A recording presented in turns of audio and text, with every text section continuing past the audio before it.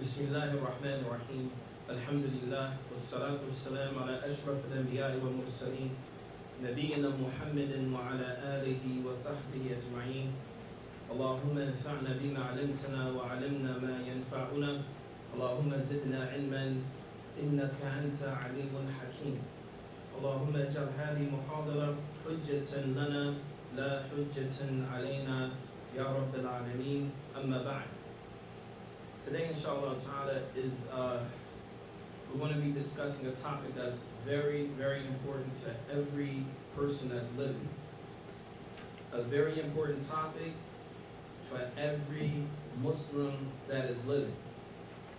This is not one of those topics that I don't really need to know that. No, every Muslim needs to know this. And so the first thing we're going to start off with,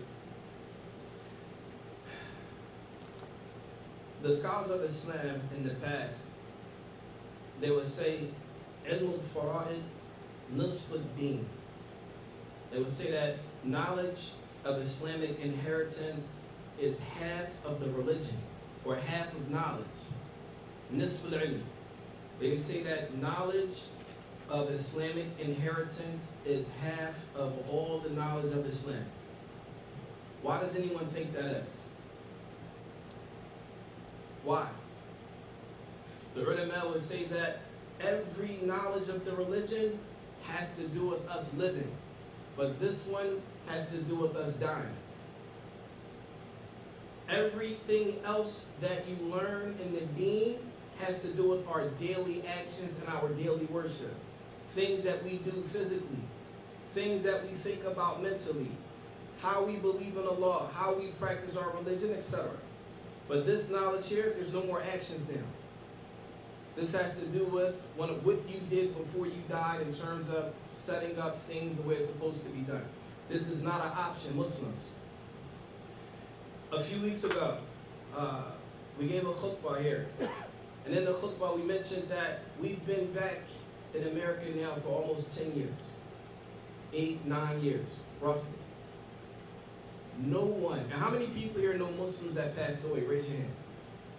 Everybody here raised their hand, yet nobody, and I'm not saying we're the only people that know this stuff or learned this stuff or studied it. No one came to us and said, how do I divide our wealth when we pass away? How is that done? Dividing the wealth of a Muslim when they pass away is not an option.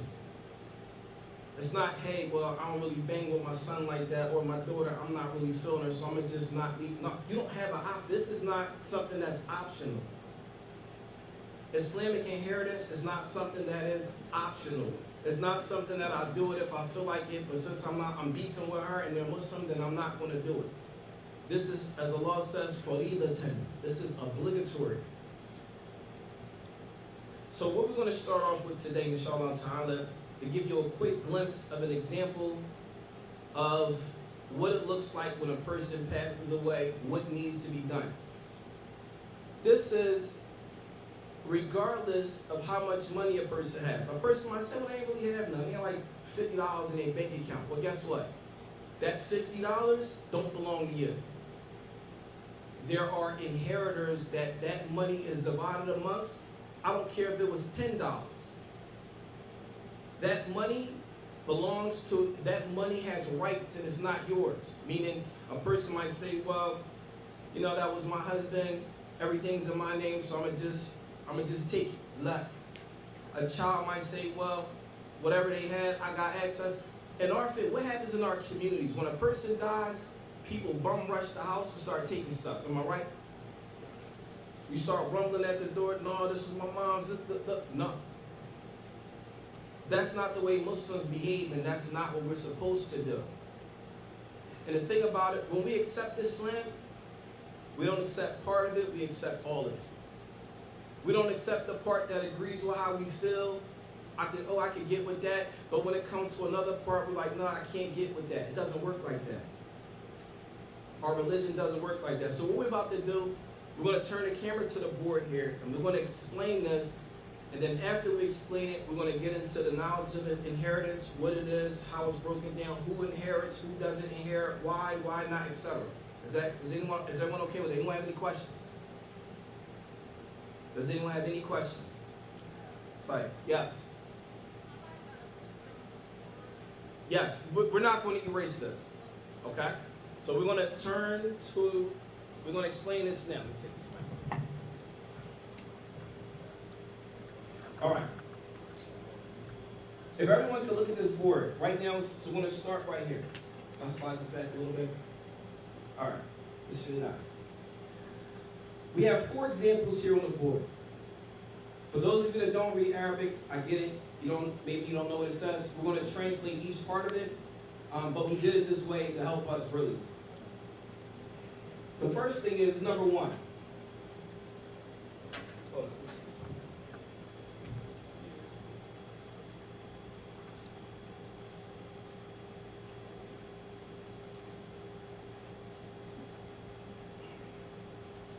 All right. So if you can see the numbers in English, it's 1, 2, 3, and 4. These are 4 examples that we're going to talk about as it relates to a person passing away. We're going to explain who died. We're going to explain who died and how. So the way it's broken down is broken down into a pie, right? So we're going to explain that process really quick. If you don't get it, it's okay. We're going to talk about it in more detail later. Number 1.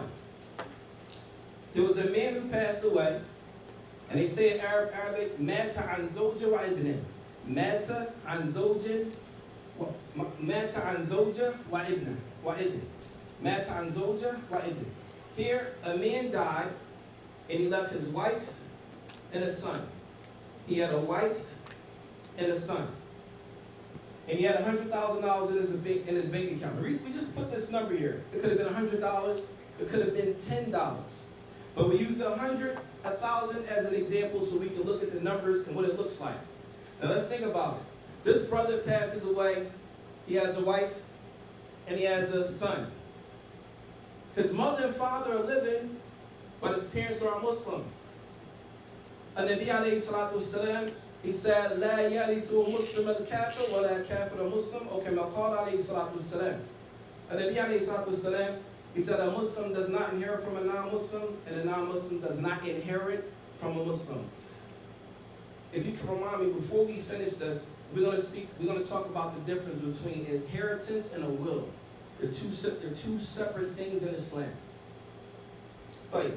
So number 1, he passed away, and the only Muslim family members that he has is his wife and his son. Is his wife and his son.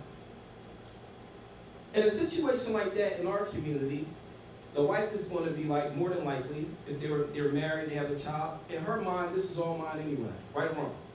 Is that the mindset? Mumtaz. That's incorrect in Islam.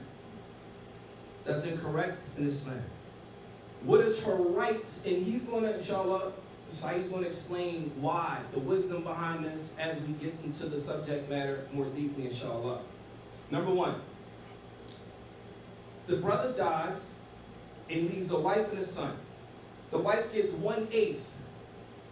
1/8 of what? She gets 1/8 of what? She gets 1/8 of everything that he owns. So what we did was we calculated everything he owned. Properties, whatever, it equals out to be $100,000 if you're going to liquidate. If you're going to what? Liquidate. Right? So it's $100,000. She gets 1/8 of that. And the son gets, if you can see this here, the son gets whatever's remaining after the 1/8. The wife would get, if we're going to look at it monetarily, she'll get $12,500 from the $100,000. And in essence, it might be less than this because there are other things that he has to pay for before this money can be doled out, and we're going to talk about that later, inshallah. After that 12,500, whatever is remaining goes to who? The son. Whatever is remaining goes to the son. This is one example. Is that clear? All right, one test. The second example is example number 2. In example number 2, It's a brother. He passes away again. Another brother passes away. He leaves behind a wife, a daughter, and an uncle on his father's side. What does that look like? A wife, a daughter, and an uncle on the father's side. So his father's brother. They're all Muslim, but his father's not living, but his father's brother is. This is why, he passed away, and the only Muslims left in his family that can inherit from him is his wife, his daughter, and his uncle. On his father's side, not the uncle on the mother's side. The uncle on the mother's side doesn't inherit. The uncle on the mother's side doesn't inherit. Who inherits? The uncle on the father's side. We're going to talk about all of that in detail. And inshallah, we printed out the verses in the Quran that speak to this in great detail, inshallah. Right. So number 2. The husband passes away. The wife gets what? 1/8. And this is not in every situation. In some cases, she may get a quarter. The most a wife can get from her husband passing away is what? A quarter. 1/4 of everything. That's it. No more. That's the most a wife can ever receive from her husband passing away in Islam. Not how you feel, sisters. Not how you feel, brothers, in Islam. That means if your wife takes it all and this is what you decided for her to have, this is a major sin in Islam. It's not optional. Allah says, "Faridatan." Not now. So here, the wife gets 1/8. Up to 100,000, that's 12,500. The daughter, she gets half of everything that he has, which will be 50,000. There's $37,500 left. Who does that go to? The uncle. Head scratching. Why is that? We're going to talk about that later. Why is that? A person may say, "Dad, you don't even bang with his uncle like that. They don't even talk." How is that possible? That doesn't make sense. We're going to explain that, the why part, as we go on. We just wanted to give you a glimpse of what it looks like. Number 3. A woman passes away. A mother passes away. Number 3. A mother passes away. She leaves behind 2 daughters and 2 sons. This could be a husband or a mother or a father. Either way, a mother passes away. She leaves behind 2 daughters and 2 sons. She leaves behind 2 daughters and 2 sons.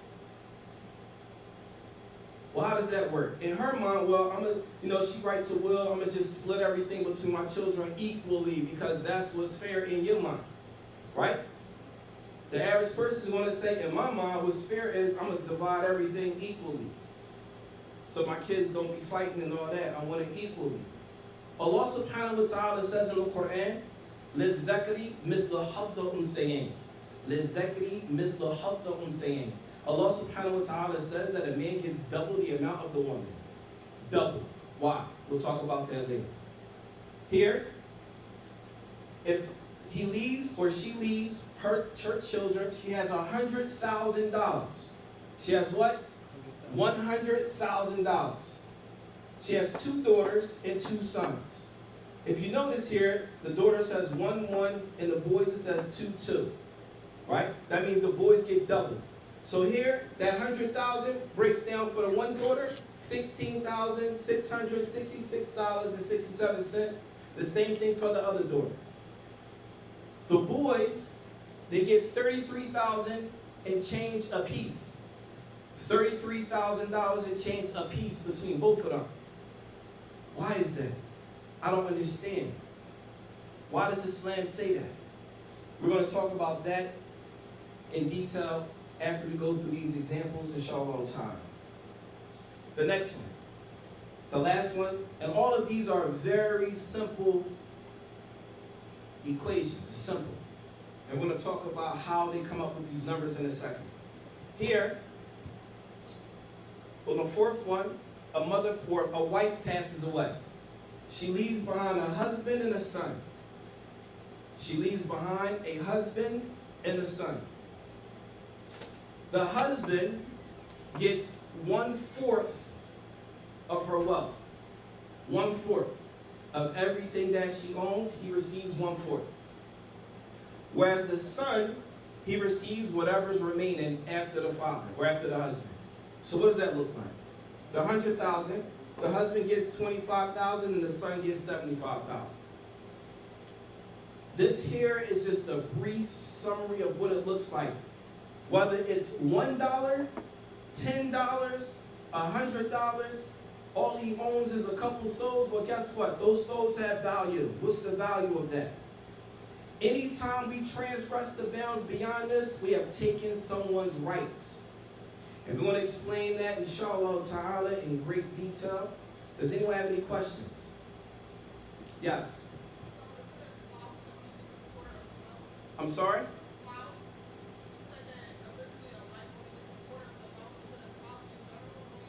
A spouse. The reason why I said a wife or a wife or a husband is because one of them passed away. See, a spouse is used for a man or a woman. But there's a distinction between a husband and a wife as it relates to inheritance and how much each gets. Yes.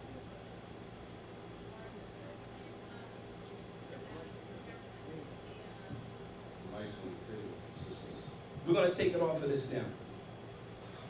Gotta turn it on and make sure the light is different. Yes.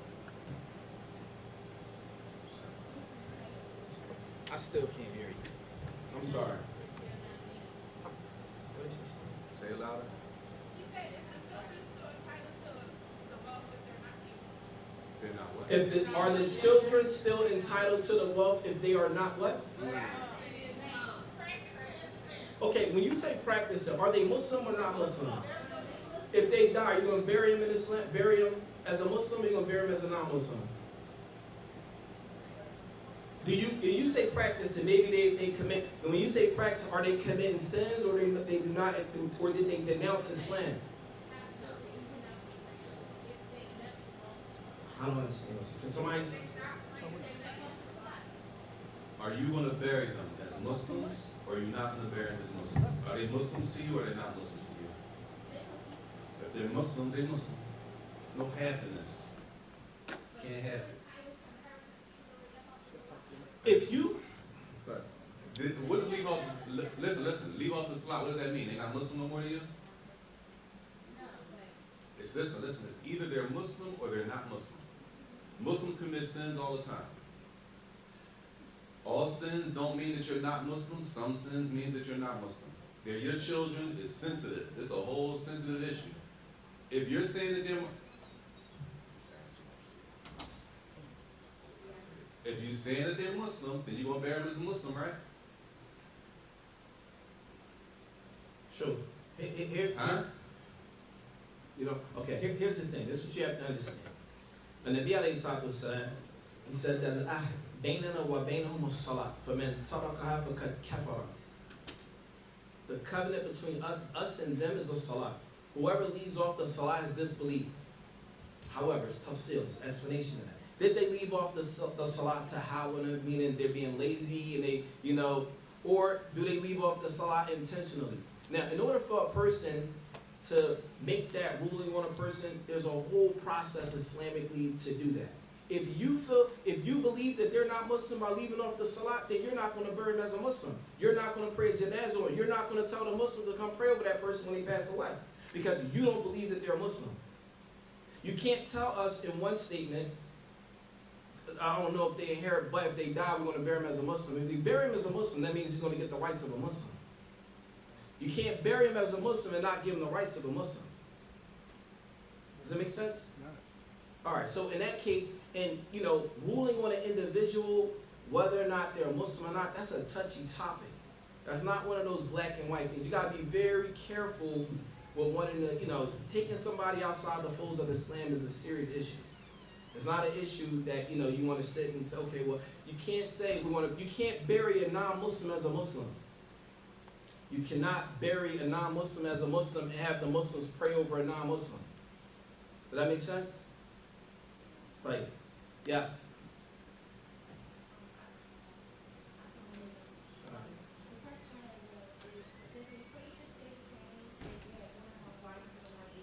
So the 1/8 of Mumtaz. So the 1/8, and we're going to get into this once we get into the text.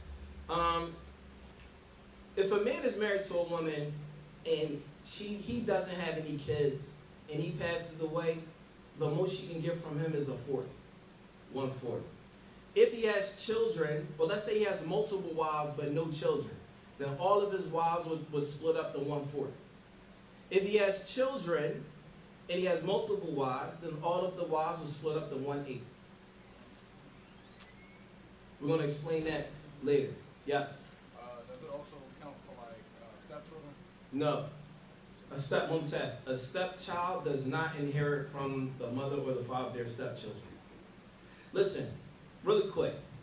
As we speak about Islamic law, this is where people might get sensitive in their feelings. When it comes to death, it's not about how you feel anymore. It's not about feelings. In this case, is removed. Feelings are removed. This is what it is. Black and white. This is from Islam. These are one of the things when we die is black and white. It's black and white now.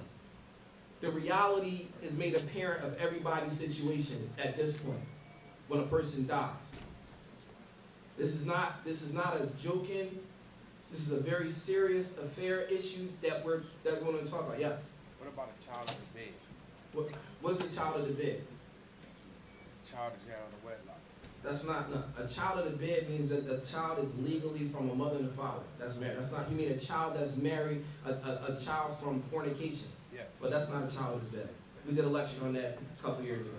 A child that's born out of fornication we're going to do a talk about that in a couple weeks. About, in general, everyone understands in our community that if a child is from fornication, then they're not considered your child. We're going to talk about that in a lot more detail because some of the salaf in the past, there's difference of opinion on that. And we're going to bring a lot of the things that are relevant to our community and what we need to talk about as it pertains to those issues. Yes? So that's not what he just had, not relevant? It's relevant, but not right now.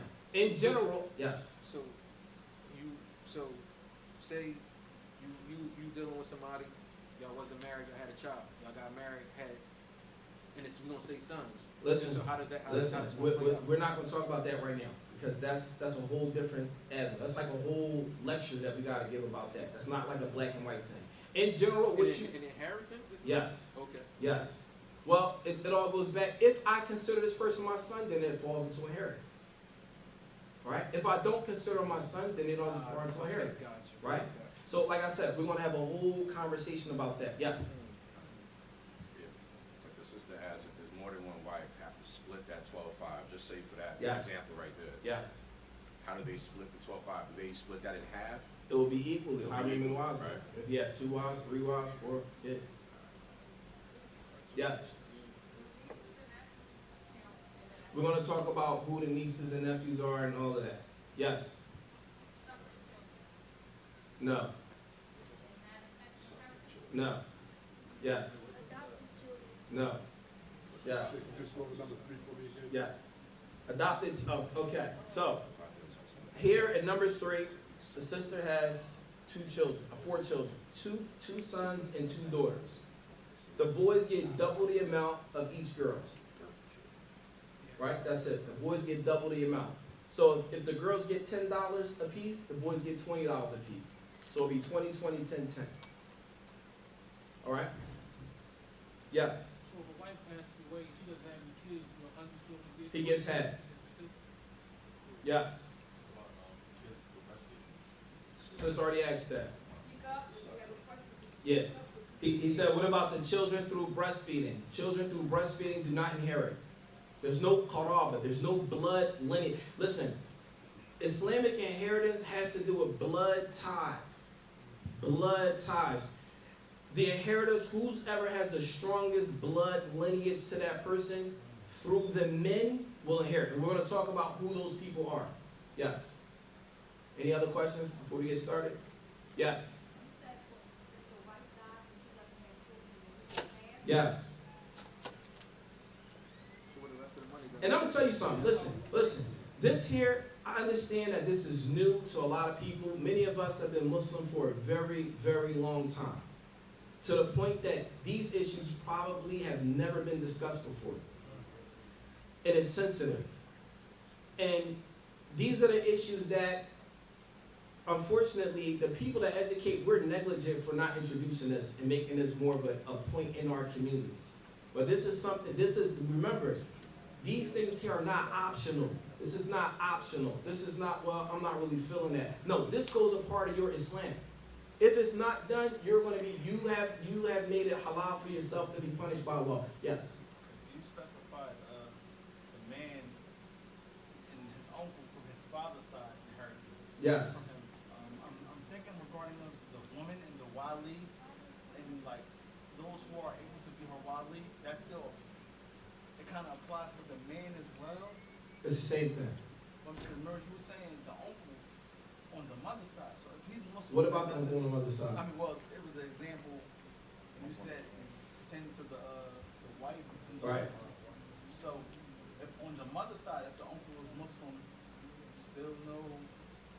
The uncle on the mother's side does not inherit. We're going to talk about who, okay. Muslim or not Muslim? I mean, Right, no, that's I'm sorry. the If they Muslim, I'm sorry, because nobody. Say, listen, we're gonna talk about all the men that inherit and all the women that inherit in a minute. Right now, we just threw it at everybody, and this is intentional. This is the type of reaction we was looking for. Oh shoot, what? I heard some. Wow, what? This is what we wanted. Because now you're gonna pay attention. It's important to know too, y'all. We could do this all day when we go right now. Everybody's situation is different. You can't plan out ahead. You don't know who's going to be living when you die. So if you wrote your joint out if you wrote your, no, not will, that's separate. Separate. Will and inheritance is not the same thing. Your will and your inheritance is not the same thing. Let's get that clear right now. If you considered yourself, and you like they said when we was in class learning this, right? You have to kill yourself. Meaning, put your situation on the board right now as you're living. Right? Cool, you put your situation on the board right now. There's no guarantee that those people that inherit from you today are going to be alive when you die. So it's going to, even if you did it today, you could, in 10 years, die, possibly one of your children died before you, so you got to erase them off and change the equation. Your wife died before you, you got to change it off and change the equation. Everybody with it? Everybody say? So we can't, it's only for right now. Whatever we put on that board right now for a person living in this room is only for today, right now. Once we go back, when the reality hits, we gotta go back and pull the paper out. We go back to you, pull the chart out. And it has all these things, say, wait a minute, he already passed away. So you gotta erase that son out and redo the equation. Wait a minute, his wife died 10 years ago. He had his wife on here. You gotta redo the equation. Everybody understand? It's not locked in. Everybody clear? And yours is not the person sitting next to you. Because it's not just, these are just examples.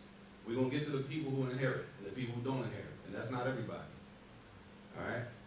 So this we need to understand today, y'all. When it comes to death, our deen takes precedence. We put the deen first. Death is emotional, it's difficult, it's a trial, it's a fitna, it's a test. Everybody knows how difficult death is. We can't wait until death strikes to try to get everything in order. Everybody clear? If we wait, it's going to be difficult. Listen, you're going to be dead. We're going to die, and the hardship is going to be on all the people we left behind. They're going to have to deal with the difficulties because we didn't set up, all of us. Whatever I don't set up, my family got to deal with it. They have to fill out those papers. They have to answer them rough questions on the paper. They're going to have to do it, whether it's your wife, your son, your daughter, all the people crying at home, they have to fill them papers out because you need a death certificate. So if we don't do it in preparation, they're going to do it. And they have to do it under the stress that you did. Everybody clear? If you notice, so far, the males inherit more than the women. There's a reason for that. And it's a couple things we need to understand as Muslims. We're not talking about nothing else but Islam, y'all. Islam commands us. It's a command, whether we following it or not. Whether that's what we do where we at or not. We talking about deen. The deen commands us to keep our family ties. Stay close with your family. That's a command from Allah. Right? Family structure is important, no matter what you come from. What your mother and father did raising you, what happened, what didn't happen. Islamically, family structure is super, super important. You got married, it didn't work out, y'all have children. The family structure is still important even though that marriage didn't work. And this is what's going to happen. Imagine this.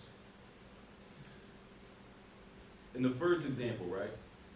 Number one, a man died and his wife. He left his wife and his son. Who got the majority of that 100,000? Why? Huh?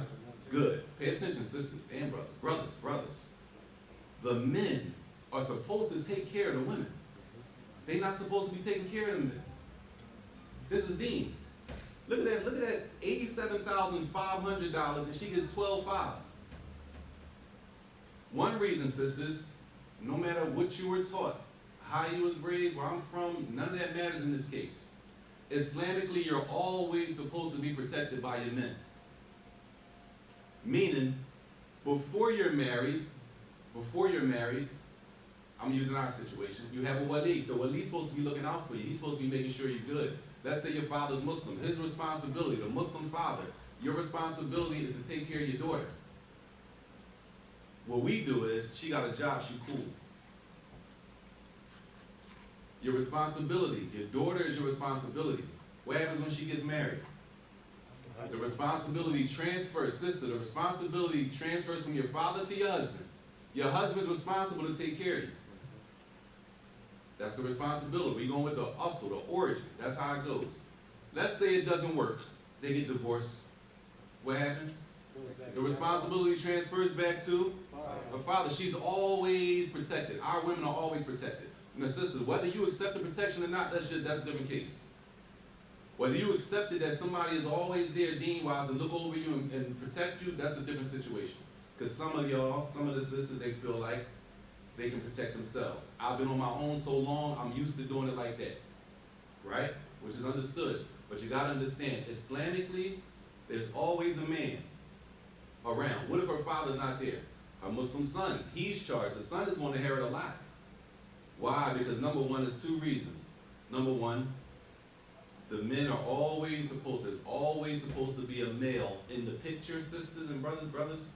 We don't just dish out daughters once they be done with them.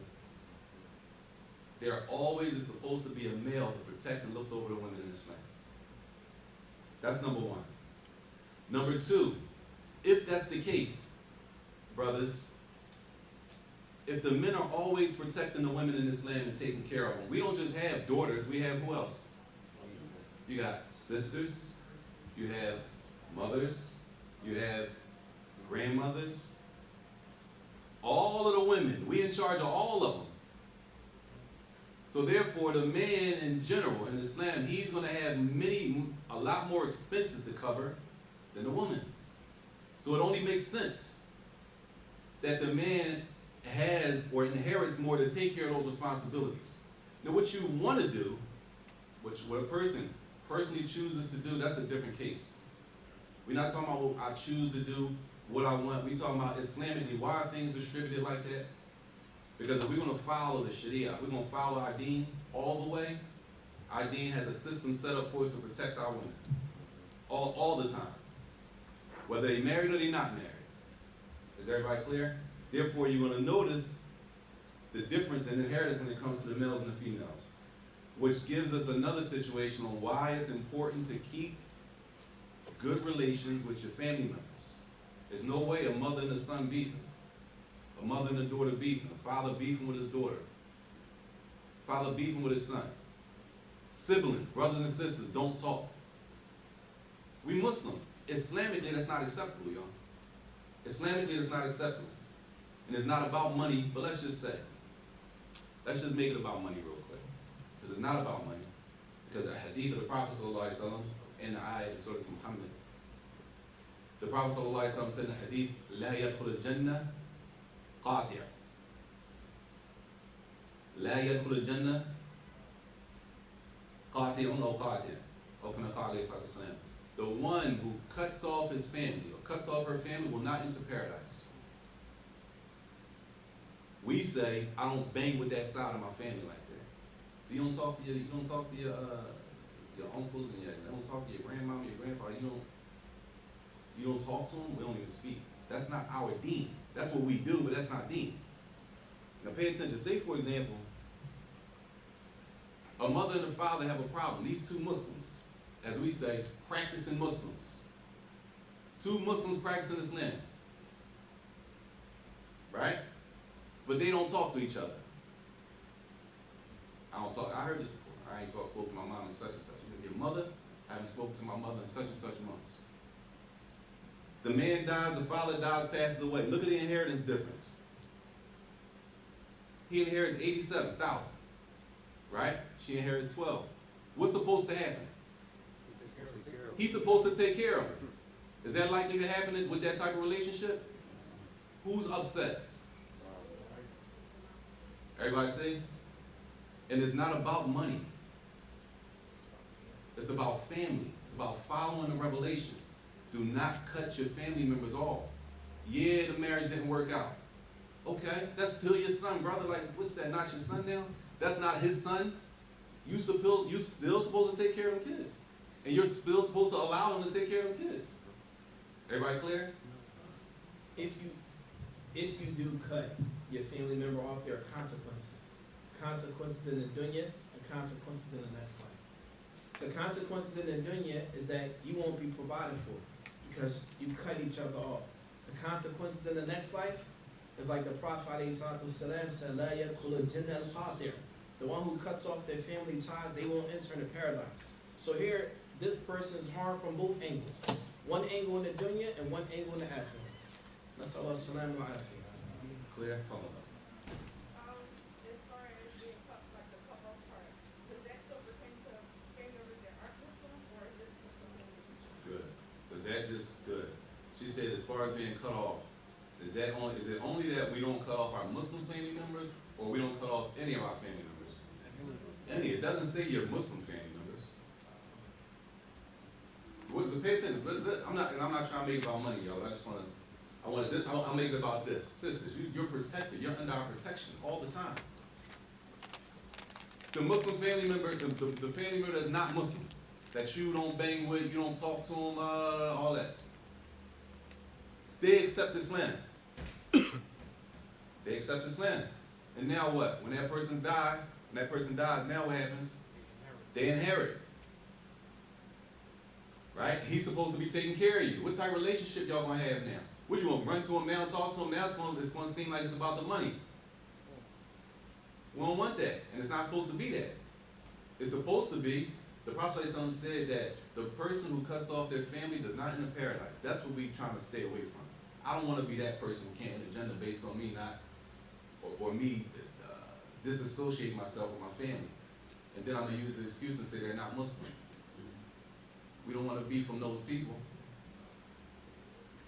So what happens in an instance if the boy either has special needs or he is away, like incarcerated? How would the inheritance work if the boy might not be in his right state of mind and can't do those things where he needs care for, or he's incarcerated, he might got life, something like that? So if a person, listen, if a person is not, if a person is not in Islam, they'll call it rushd, or if they don't have the intellect, then that's a whole different situation, right? And then that's something specific. But right now, we're not talking about specifics. We're talking about general. If we were to answer every specific, we're not going to get through it. Nothing that we want to cover today. Yes. As far as the inheritance, you know, I think pertaining to certain jariyah, right? So, for example, okay, me, I'll use myself.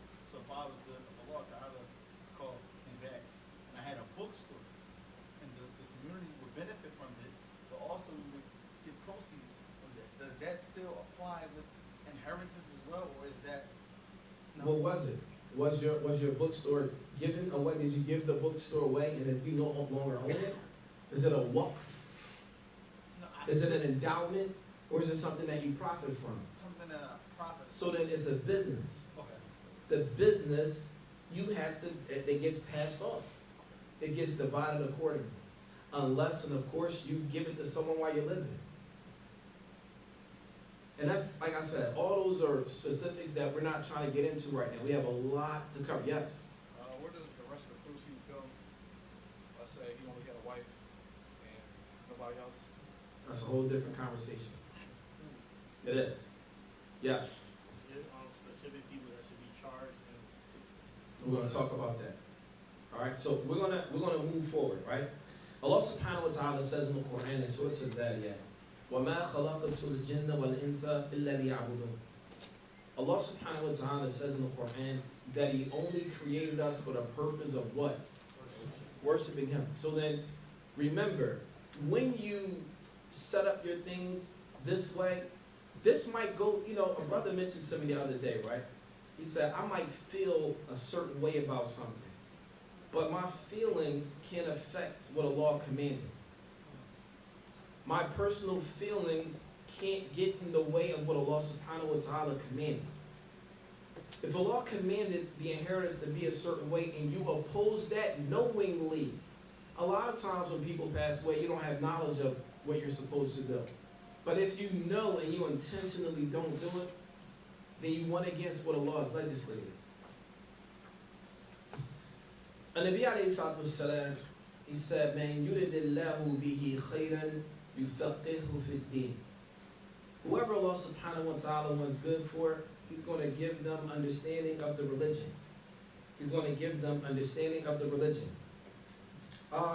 In a few narrations we're about to mention, there's a narration on Abdullah ibn Mas'ud radiyallahu ta'ala where he says, قال Rasulullah sallallahu alayhi wa sallam. The Prophet alayhi salatu wasalam said, تعلموا القرآن وعلموه الناس. And Nabi alayhi salatu wasalam, he said, learn the Quran and teach it to the people. And then he said, وَتَعَلَّمُوا الْفَرَائِدِ وَعَلِّمُوهَا النَّاسِ. And he said, learn Islamic inheritance and teach it to the people. And then he says, تَعَلَّمُوا الْعِلْمَ وَعَلِّمُوهُ النَّاسِ. And he said, learn knowledge and teach it to the people. And then he says, إِنَّ الْعِلْمَ سَيَنْقَصُ وَتَظْهَرُ فِتْنٍ. He said, the knowledge will decrease and fitan and trials and tribulations will become apparent. Hatta, he said, up until the point, يَخْتَلِفُ الْإِثْنَانِ فِي الْفَرِيضَةِ, that two people will get into an argument over Islamic inheritance. Two people, and he says, وَلَا يَجِدَانِ إِنسَانًا يَفْصِلُ بَيْنَهُمَا. That two people are going to go in a conflict over Islamic inheritance and they won't be able to find someone to judge between their affair. This is what our Prophet ﷺ said as it relates to this issue. In another narration, عن أبي هريرة رضي الله تعالى عنه قال قال رسول الله صلى الله عليه وسلم تعلموا القرآن والفرائض وعلموها الناس فإني مقبول. And Nabi alayhi salatu wasalam, he said, learn the Quran and learn Islamic inheritance. And in another narration, and Nabi alayhi salatu wasalam, he said, al-ilmu thalatha. He said, knowledge is three. He says, وَاسِوَى ذَلِكَ هُوَ فَضْلٌ. Anything outside of these three knowledges considered extra. He says, ayatun muhkama, that the verses in the Quran that are clear, we need to know that. He said, وَسُنَّةَ قَائِمَةً, and the sunnah that's clear, that's established, we need to know that. And then he said, وَفَرِيدَةٌ عَادِلَةٌ, and knowing Islamic inheritance and being just with it. In another narration, and we find from the Sahaba of the Prophet ﷺ, his companions, وَاشْتُهِرَ بَعْضُهُمْ بِهِ كَعُمَرَ ibn Khattab وعثمان ibn Affan. Umar ibn Khattab and Uthman ibn Affan wa Zayd ibn Thabit wa Abdullah ibn Mas'ud radiyallahu ta'ala anhum ajma'in. خص النبي صلى الله عليه وسلم. The Prophet ﷺ specified them when he said, he specified Zayd ibn Thabit بهذا العلم. he distinguished Zayd ibn Thabit and said that, he said about him, fi ma'na al-hadithi, he says, Arhamu ummati bi ummati Abu Bakr. He said, the most merciful to my nation is Abu Bakr. Wa ashaddahum fi amrillah, and the strongest of them as it relates to the commands of Allah is Umar ibn Khattab. And he says, wa astaqahum haya'an Uthman. And the one that is the most shy from my ummah is Uthman. Wa aqra'uhum li kitabillah Ubay ibn Ka'ab. And the best from my ummah to recite the book of Allah is Ubay ibn Ka'ab. And he says, wa afraduhum Zayd ibn Thabit. And the one that knows Islamic inheritance the most was Zayd ibn Thabit. To the end of it. We're mentioning this to show the importance of knowledge of Islamic inheritance. Remember, brothers and sisters in Islam, it is not optional. Knowledge of Islamic inheritance is not optional. When we, not if, but when we pass away, this shouldn't be a question of who gets what. The question should be who's going to make this, who's going to divide it up? Who's going to be the one to carry this out? Right? So this is important. So we're gonna pass out some verses in the Quran as it relates to Islamic inheritance. We printed them out, and we're gonna get them to you, inshallah ta'ala. But you wanna? Yeah, the last hadith, right? Because he didn't finish the hadith. You heard all those names, and what the Prophet ﷺ said that they were the best at. Just to finish the hadith, he says, وَعَلَّمُهُمْ بِالْحَلَالِ وَالْحَرَامِ مُعَاذ بِن جَبَلٍ. He said the most knowledgeable of them of the halal was haram is Mu'adh bin Jabal. Right? He said, أَلَا وَإِنَّ لِكُلِّ أُمَّةٍ أَمِينٍ وَإِنَّ أَمِينَ هَذِهِ الْأُمَّةِ أَبُو عُبَيدَةَ بن جراح. He said every nation, every ummah has a person that is considered the trustworthy person. The one from this ummah is Abu Ubaidah bin Jarrah. This is a side benefit. These are great people that the Prophet ﷺ praised. We should take names from these type of people.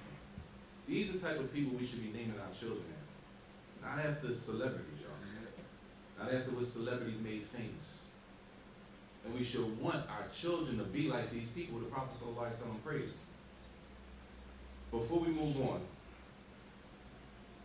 the issue right now is that when one of us dies, Islamically, it is not acceptable for me to say, this is my oldest child, I'm gonna just give it to her and let her do everything. It's not acceptable. This is my oldest son, this one is this is my oldest.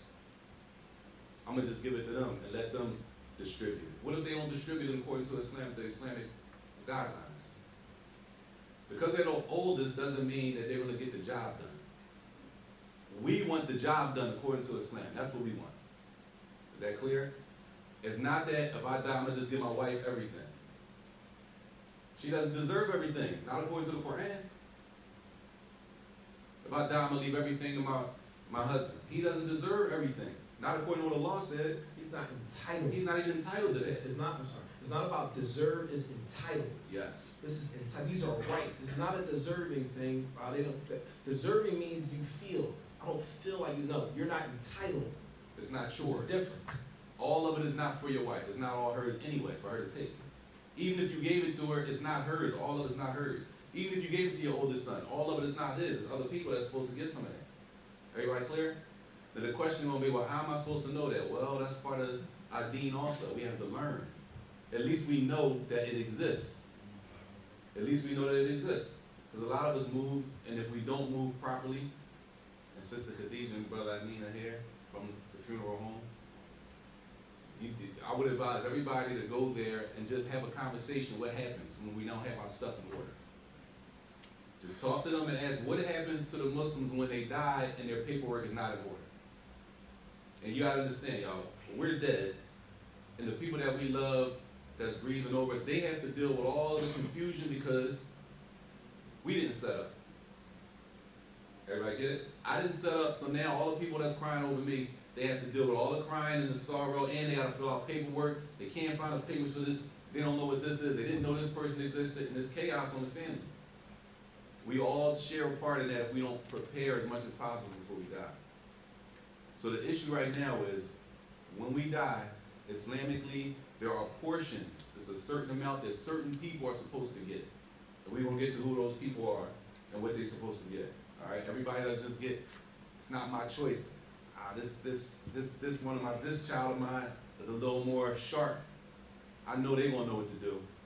So I'm going to give them 90% and let the rest of them break down 10. That's not Islam. That's not Islamically acceptable. Everybody has their portion they're supposed to get from inheritance. And I'm talking about a will. That's going to come later, y'all, a will. Yes. That's my question. The will. How much is allowed to go into a will as opposed to inheritance, and what one takes precedence, the will or inheritance? We'll get to that when we get, we'll cover that, inshallah. Yes. You got the papers. You just wasn't answering my whole system on the table for the sisters just in case they want. Yes. So if I was married today and then I got a divorce and I died tomorrow, if I got divorced tonight and I died tomorrow, The brother said, if I got married today, I died tomorrow. and I died tomorrow, Well, no, if I'm married today, he got married today, divorced his wife today, and he died tomorrow. yeah, Okay? go ahead. Will she inherit from you? Uh-huh. It depends. Did you get a khula or was it a talaq? Regular. What's regular? What's regular? What's that? Huh? Say it to again? Did she ask for a khula or did you divorce her? Divorce her. So you said you are divorced? Yeah. She inherits from you. She technically, she is still your wife until her iddah period is over. So understand something, brothers. If you divorce a woman and she's on her iddah and it's a talaq, not a khul'ah, and you die in the process of the iddah, she still inherits from you. Why is that? Because she is still, brothers, listen. She is still your responsibility until her iddah period is over. That's Islam. She is still your responsibility until the iddah period is over. That means if you pass away, you are still obliged to take care of her. She has inheritance from that. And if she's pregnant, that lasts until she has the What do you mean? What do you mean if she's pregnant? Oh, if she's pregnant, so let's say you divorce, yeah, the iddah period is, yeah. Yeah.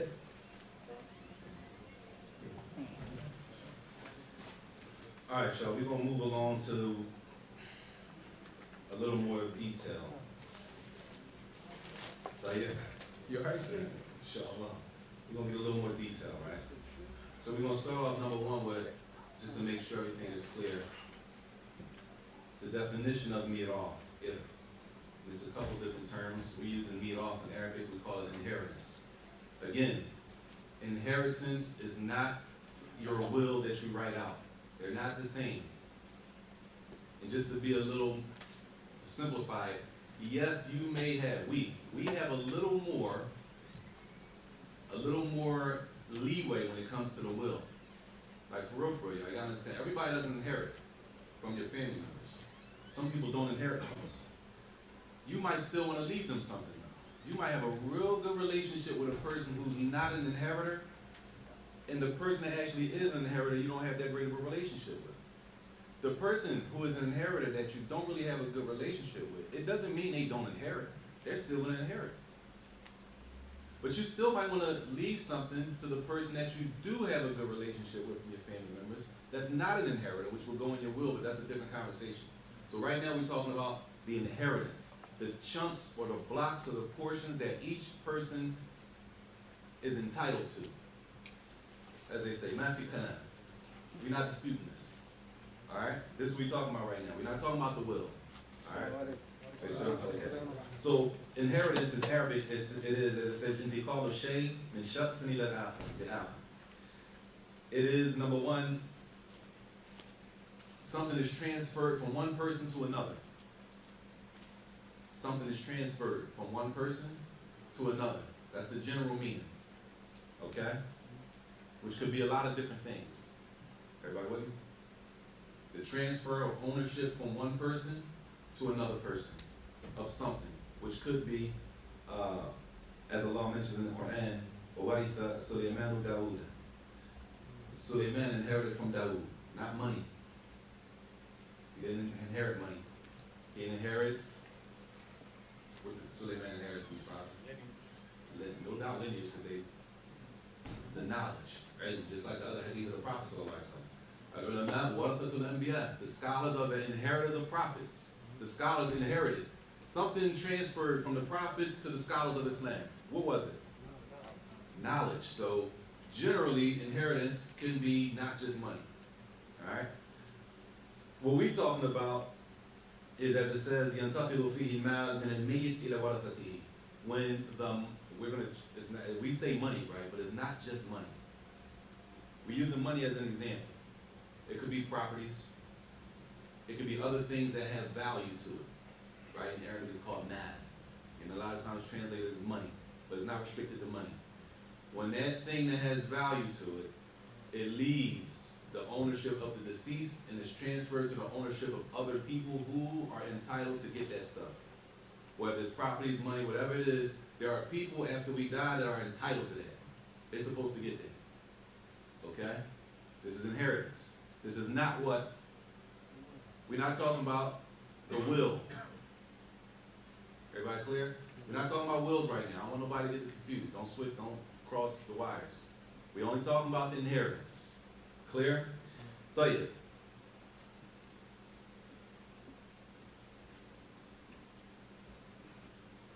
So the knowledge of this is a knowledge that you have to understand, that has to be understood from a couple angles. There's a couple things that a person has to know in order to execute this.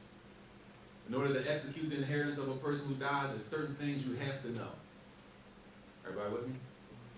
You're not going to be able to do this equation and get the people what they're supposed to get if you don't know certain things. Okay? The first thing that must be known, it says معرفة الوارث من غير الوارث من أقرباء الميت. You have to know who the person who died, right? They have a whole family. You have to know who in their family inherits and who in their family doesn't inherit. Who are the inheritors? No doubt, but you gotta know, it could be a lot of Muslims. All the Muslims in their family inherit? I would say that Muslim versus non-Muslim in the family. I'm gonna keep it general. The person who's gonna execute this, you have to know that about that specific family. You have to know the Muslims in the family, you have to know the non-Muslims in the family, you have to know the Muslims in the family who are alive right now at the time of the death. Who inherits, who doesn't inherit. You have to know all of that in order to execute these equations. Clear? So the number one thing is you have to know who are the people that inherit in their family and who don't inherit. Clear? طيب. The second thing. معرفة نصيب كل وارث منهم. The people, once you find out who inherits, you have to now find out, okay, each inheritor that is going to inherit, how much, what portion do they receive? Do they get a quarter? Do they get a half? Do they get a sixth? Do they get an eighth? What is their portion? If you don't know that, you're not going to be able to do this. And some people don't have a specific amount of what they can inherit. Some people don't have a specific amount. Some people, they inherit whatever's remaining. Right? It all depends. So we have something called ashab al-furud. Ashab al-furud are people who have specific amounts. So for example, those amounts are the following. I'm just going to mention the amounts. You have 1/2, you have 1/4, you have 1/8, you have 1/3, you have 2/3, and you have 1/6. That's it. Those are the specific amounts. Anything in addition to that, there's no amount given to it. And then inshallah we'll explain what that looks like later on. Like for example, one of these examples here about the uncle, and we just put an ain there, right? That means he got whatever is remaining. There wasn't a specific amount for him. Same thing with the son here. He got whatever's remaining. There wasn't a specific amount. So we're going to learn what that looks like and who that applies to as we continue to go through this, inshallah. Yes? Ashab al-furud are people who, furud, like furud. Okay? The Ashabul Furud are the people who have specific amounts. And there are 6 of them. There are 6 amounts that are specific. Can you do those amounts again? No, it's fine. It's 1/2, a quarter, and the last one is 1/8. The third one. Then the next one is 1/3, 2/3, and 1/6. Like, so in order to execute a person's inheritance, you have to know, number one, you have to know the inheritance from the family, who inherits, who doesn't inherit. Number 2, once you find out who inherits from the family, you have to know you, the executor, you have to know how much do they inherit in the current situation that they're in. Because like you said, it could vary, it could change from situation, depending on who's on the chart, who's alive. Who's on the chart? These people on the chart are the people that are alive at the death of the person, and they are inheritors. Everybody clear? Those are the first 2. The third thing, you have to know ma'arif al-hisab, right? You have to know how to do the mathematical equation in order to get them their portion. If you don't know those 3, you're not going to be able to get to a conclusion to get the people what they need. Clear? All right, real quick. What's your question? When Saeed, you mentioned inheritance of knowledge, are you speaking about like books or that which was taught? Say it again. When you specify about leaving inheritance of knowledge, you mean books or did you mean that which was The hadith. No, you said knowledge. I mean, money just isn't the only thing that you can inherit. Right. Knowledge as well. So I'm asking, like, did you mean like books or that which was taught? MashaAllah. Jade. Pay attention, y'all. From the aspect of inheritance, from the meaning of inheritance in the language, you can inherit ilm, knowledge from a person. Right? The Prophet said, Warathatul Anbiya. The scholars are the inheritors of the prophets. The scholars, something left, something was remaining from our prophets that went to the scholars of Islam, as the Prophet said. The Prophet said that they do not leave behind, the prophets didn't leave behind money. What did they leave behind? Knowledge. Cool. That's from the, now we're talking about the inheritance that we're talking about. This is the inheritance in the Islamic science sense. When it comes to Islamic sciences, inheritance is called mal. That's what they call it, mal. Mal, a lot of times, is translated as money. But mal is not money, even though money is included. Mal are things that have value. They can be sold. People could benefit from them. There's a lot of things that can be included in mal. It could be books, right? It could be a lot of things that's included in mal. So when we're talking about this science of inheritance, we're not talking about just the knowledge that you learn from a person. Even though that's important. As people going to die, the Prophet said, people of knowledge are going to die as they are dying. People with knowledge in the chest, they have knowledge with them, and they die, and we don't get any of it, because what didn't we do? We didn't go to them and learn. We didn't go to inherit what they had, like the other hadith said. He said, he went, the Prophet said, go take your inheritance. Not the Prophet said, I'm sorry. And the Hector. He said, go to the masjid and get the inheritance of the Prophet. They're giving it out. They're giving out, that's what he was told. I forget what it was. Huh? They're giving out what the Prophet left behind in the masjid. Go get yours. He said, I went there and I found people sitting reading books, memorizing Quran. That was it. That's what the Prophet left behind. He went there thinking it was going to be what? Money. Are you ready to get some money? So it's 2 different definitions. We have a language definition which can include knowledge, like memorizing information. But this definition we're talking about is mal, is not just, we're only using this figure, 100,000, just for the sake of everybody getting the picture of what we're talking about. It's not restricted to money. Yes. My reason of asking that, regarding what you meant by knowledge, because the hadith narrated by Abu Qatada, the messenger of Allah said, the best of what a man leaves behind are 3: a righteous child who supplicates for him, ongoing charity, ongoing charity, the reward of which reaches him, and knowledge that is acted upon after him. So I actually regarding that knowledge, like leaving that behind, like, okay, for example, you taught me something. Allah Ta'ala called that for your soul, and I implement that which you taught me. With that, is that considered like the inheritance? Inshallah. That's No. It's not inheritance. Right now, this is a science of his inheritance. You're talking about, will the person be rewarded for that? For leaving around teaching the people. That's something totally different from the science of the Islamic inheritance.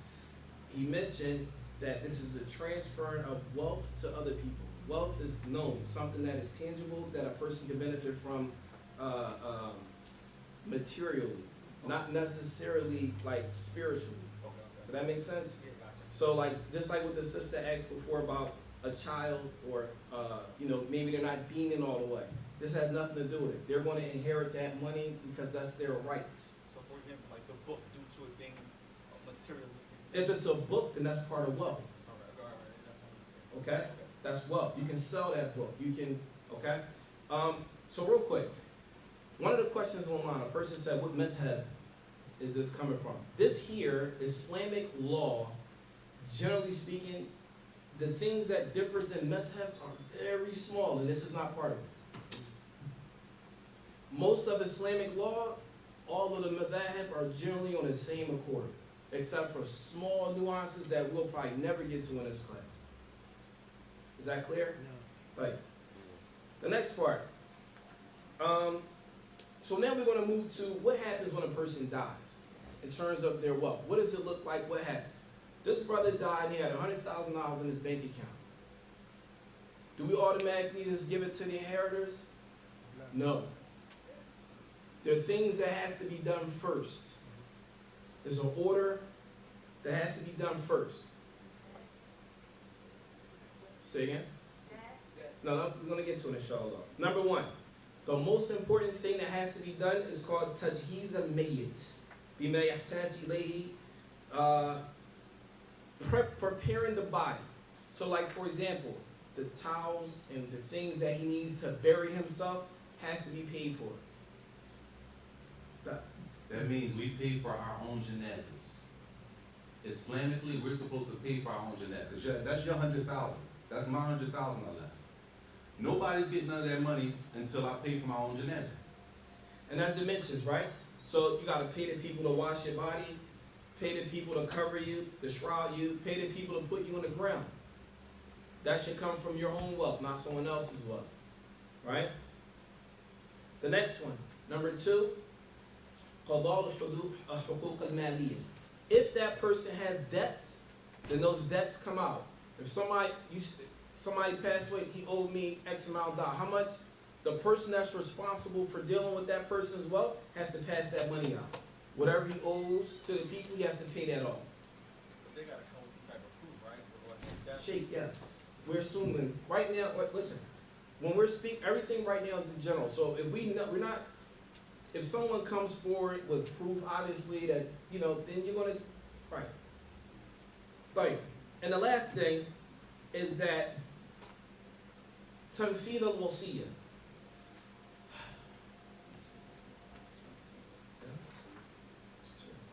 Okay. So look, from part of the debts that a person may have to pay, what if that person has an amount of money over the threshold for zakat? That means you didn't pay zakat for the past 3 years. Zakat maliyan. Zakat maliyan is money that you have to pay. 2.5% of whatever you have saved. If you didn't pay that money, that also comes out because you still owe that money. If you have money and don't pay the zakat, that doesn't mean that it's forgotten. It means you didn't pay it yet, but it has to be paid. Is that clear? This is number 3. No, yeah, it's number 2. So number 2. So when we say paying off debts, part of the zakat is possibly a debt. Is that clear, y'all? Just because we don't pay zakat doesn't mean we don't owe it. Another thing, let's say for example a person makes umrah or hajj and they bite their nails while they're in the state of ihram, in the state of making hajj or umrah, and you bite your nails. There's a penalty you have to pay for that.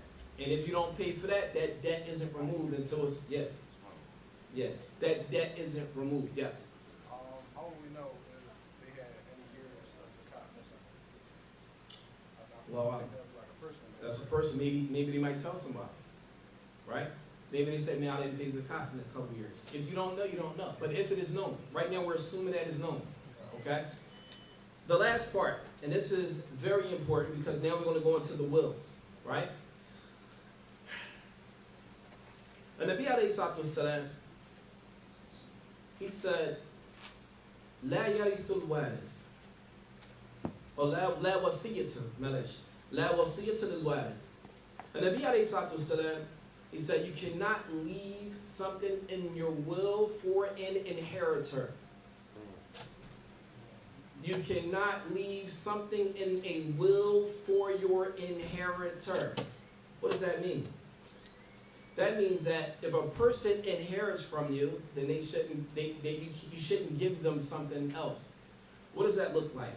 And Nabi alayhi salatu wasalam said that if a person is going to give money away from a will, he says, a thuluth, wa thuluthu kathir.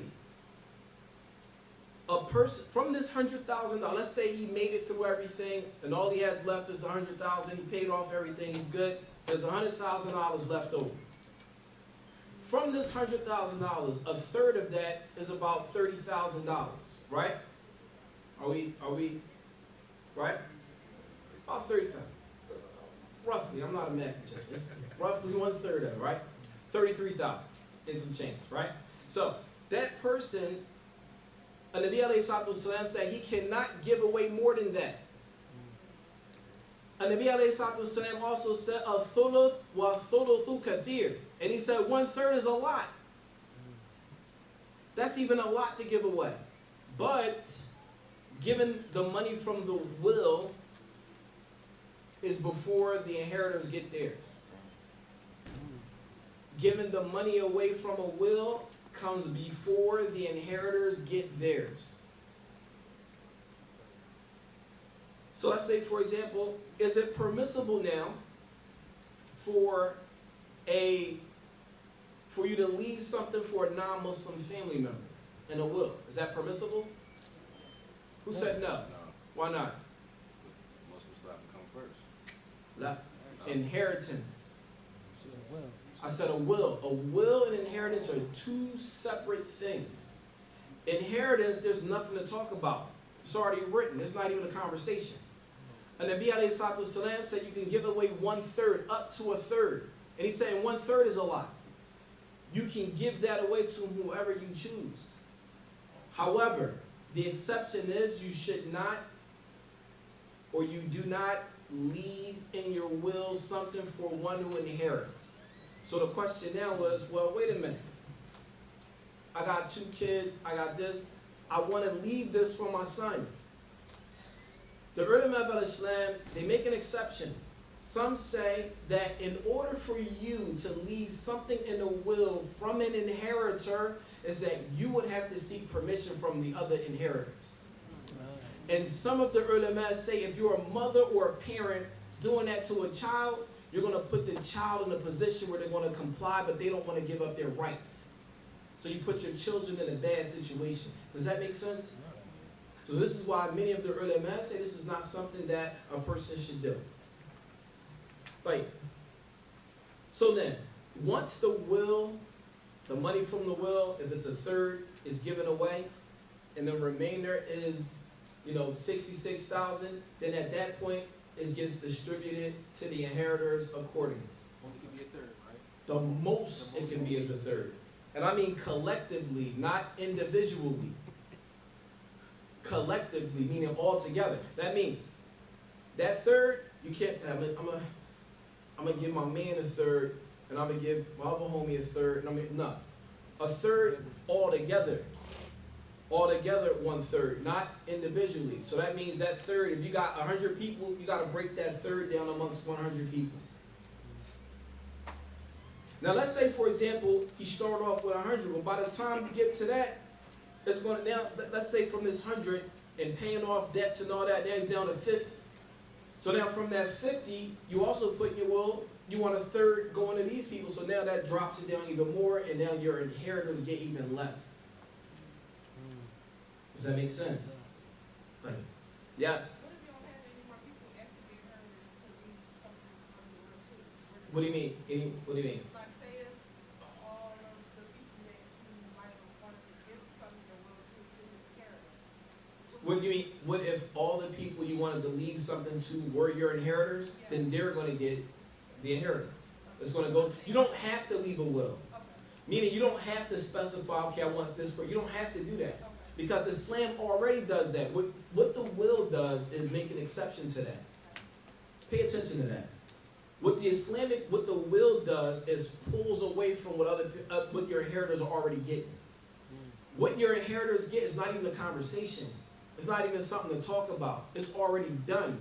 When you write a will and say, okay, I want this person, then you're taking away from your inheritors to give the other people. That's what that means. Just got a question. Yes. You. Raise your hand. I have a question. Oh, okay. Oh, which yeah. Is it right to say that you should have that will because the inheritance is set? There's no getting around that. But if you have a will, you have to have your will in place because if you die and you don't have a will, then everything is going to be going to your inheritance. Is that correct? You can't, after you dead, you can't do a will.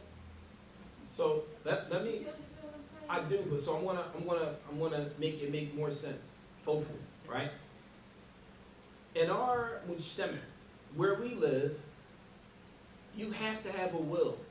But inside of that will, now we're making it more specific because we don't live in an Islamic country. So if a person dies, it doesn't automatically go to an Islamic system that's getting. So you need a will to say that you want your inheritors to have your things divided Islamically. That should be, as it relates to our society, that needs to be in your will. That's what you're saying, right? That's your question? Not exactly. Well, I guess what I'm saying is, yeah, I guess that you have to have a will In order for it to be done Islamically, yes. So in our society, we need something in place to let whoever's going to look at it and say, okay, yes, they're Muslim and it needs to be done Islamically. If that's the case, you should put someone in your will that you want to handle that for you. And I do not advise it to be someone from your children. That was my next question. I do not advise. Why? Because children may be emotional. And they may take the rights of their siblings. And they may, as we mentioned when we first started this talk today, we said that how many people we know that died, a family member passed away, and the first thing they do is run up in their house. Everybody run up in their house and they take what oh, this mom taking this. This is what happens. This is what happens. Nasallahu salam wa afiyah. May Allah protect us from that. Ameen. You have another question? Yes. Should be an executor who's going to take care of everything, should they be Muslim or not? Do they have to be Muslim? or They not? should be Muslim. The executor, what does the executor do? They say who gets what, they give out the inheritance, All right. and they just, For us, our situation, realistically, I think I understand it. Our situation, right? We need wills and we need to specify in our will that we want our inheritance broken down according to the Islamic law, and I want brother such and such to do it, or I want sister such and such to do it in the will. That's how we need to operate, because we don't have a system, like he said, that is automatically going to go through. Now, in reality, are we going to, I'm going to compare this to, no, I ain't going to compare it. In reality, are we going to give that duty of getting our inheritance done to a person that's not Muslim who knows nothing about that? No, then they should definitely be a Muslim. What is it called? Executor? The executor should be a Muslim who knows how to do the inheritance of Islam. At least, they know how to get to the people who know how to do the inheritance in Islam. You give it to somebody and you make them their executor, or we need to have a conversation about that too, y'all, like all the words and when we die. But you give it to a person who, they don't know how to do it themselves, and they don't even know who to contact to get it done. That's defeating the purpose. The purpose is, I know I'm gonna die. I know I owe people when I die. I owe people, right? From whatever I have, I owe them. I wanna make sure they get what they're owed. I need to make sure that I specify, listen, you make sure that when I die, in my will, and the will has to be notarized, right? The will has to be notarized. I'm not trying to do free promotion, go to Khadija Alderman's funeral home. They can help you out with these services, inshallah. You get your will, it has to be notarized so that it's authentically respected. Listen, y'all, like he said in the khutbah, Imam Shafi'i said in the khutbah the other day, we're going to depend on people to do what we were supposed to do while we were alive. We're going to depend on people to do it when we did. You're going to depend on people to do what I was supposed to do that while I was living. I died, and I'm going to put all that on whoever's living to carry it out the way I want to carry it out. No. So we should put people in the will that at least, if they don't know how to execute it, they know who to get in contact with to get it executed. So yeah, they left me in charge. I don't know how to do the inheritance, but I know who to call to get it done. Everybody clear? To make sure that it gets done. Because the next excuse, we make a bunch of excuses. Well, I don't know how to do it. Find out who does it. Find out who knows how to do it. This way, when you make your will, when you write your will, we need to write our own will. When you write your will, you put it, this is reality for us. You put in your will, I want my inheritance to be done according to the Islamic law, and I want such and such to either carry it out or find a person who care, however you want to word it, to make sure that it's respected after we die. Yes. How early should we be writing the will? I'm sorry? How early age should we be writing the will? I'm saying like the kids, like we can do it for our kids too, or This hadith of the Prophet ﷺ, he said a person shouldn't wait. Laylatain hatta yakun indahu al-wasiyya or kama qala alayhi salatu wassalam. He said a person shouldn't sleep 2 nights unless that he has his will already in place.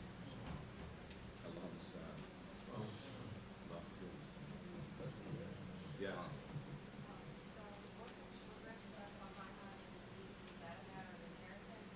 Okay, so I'm sorry, say it again. On the mic. If the mic is on.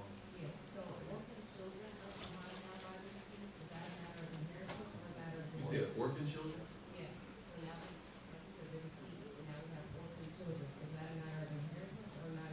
Okay, wait. What's an orphan?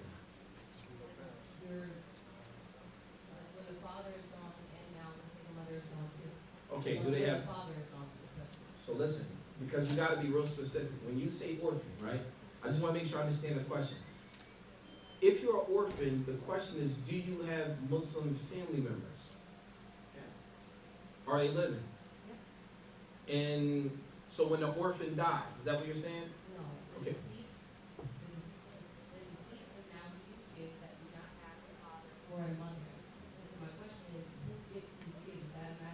Oh, who gets the children? Oh, that's something called habana. That's not this subject. That's a different subject. We can probably cover that in something else, but that's called child custody laws in Islam. That's not this case. That's not this class. So when you were saying that inheritance has to be tangible, people, let's say you don't have a lot necessarily, but people are indebted to you.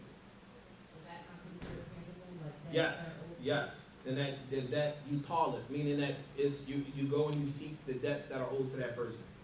Okay, so if somebody is indebted to you, let's say that they have knowledge, but you don't necessarily have knowledge, and that person with knowledge now, like, is this something that can be negotiated where someone that was indebted to you now has to pass your knowledge on to my kids, or something like that? Is that possible?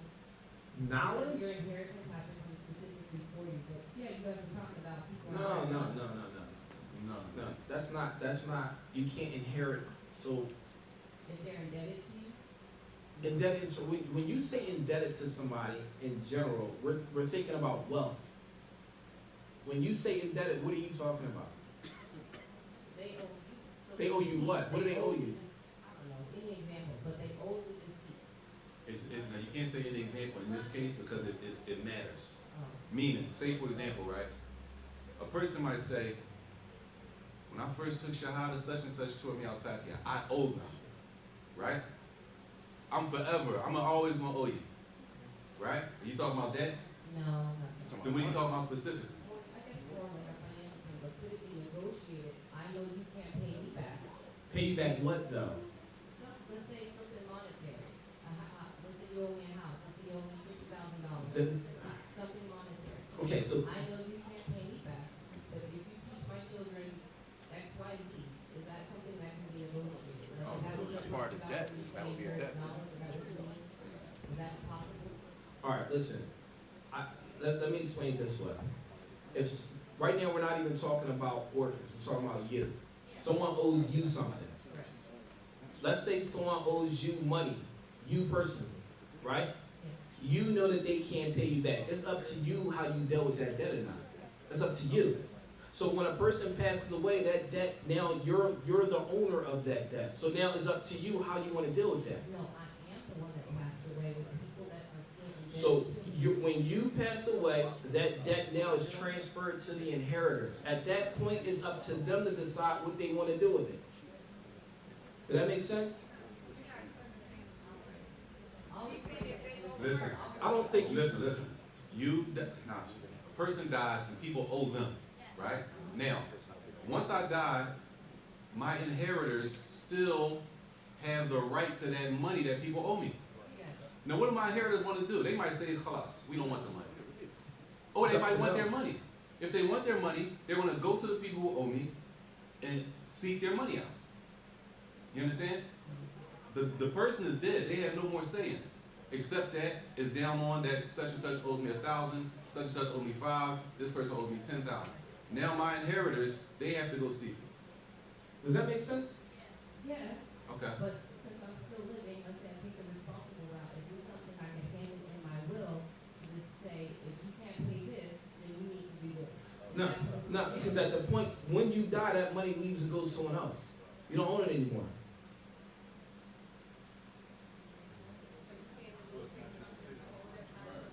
You understand what I'm saying? She's saying, So I guess she said she will. She was going to do it. Listen, such and such after when I die, she owes that son. Listen, let me make sure I'm understanding the question, right? For example, real quick, somebody owes me $10,000, right?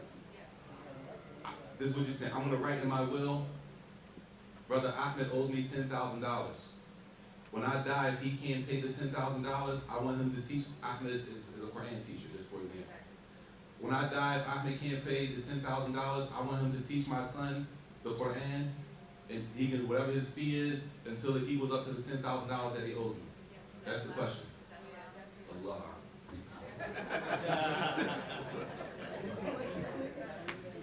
Yes. Let's say the person who dies is indebted to somebody else greater than that amount. Let's say like that $100,000. Let's say they owe them like $101,000. Does like They get nothing. like wait? He said that if a person passes away, and let's say the remaining balance he has is $100,000, and he owes someone $150,000, then the inheritors don't get anything. That falls under that. Yes. Later, we have a section here which are the pillars of Miraf. Meaning these things have to be in place in order for anybody to inherit. If these things are not in place, there is no inheritance going on. Everybody clear? Just like we got pillars for the salat, pillars for other things. Okay, if these things are not in place, we're not even having this conversation. Okay? It says number 1, al-muwarrith. And this is al-insan al-mayyit haqiqatan or hukman. This is the person, in order for somebody to inherit, what had to happen first? Somebody died. So there is no inheritance if the person we're talking about not died. We don't sit around, y'all. We don't sit around plotting on family members that died. Like we don't. We Muslim. We praying for a person's life to be, Allah give them long life, worshiping Allah. We're not trying to make this into a money thing, right? So once a person has to be either,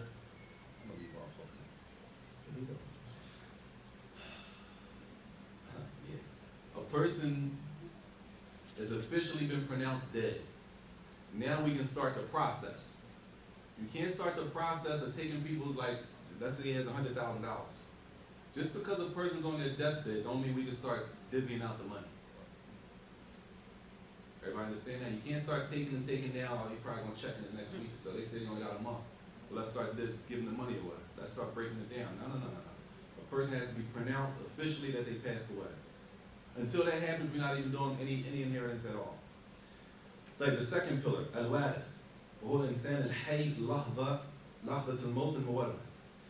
The next thing, before we can start the inheritance, is there have to be people alive at the time of the person who died to inherit. That makes sense?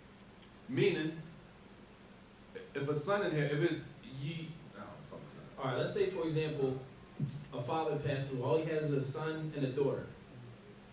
Or let's say he has 2 boys. Right? He has 2 boys. So, well, let's say he has a daughter and an uncle. Whatever the case may be. He has a daughter and uncle that are Muslim. That's all he has left. The man passes away.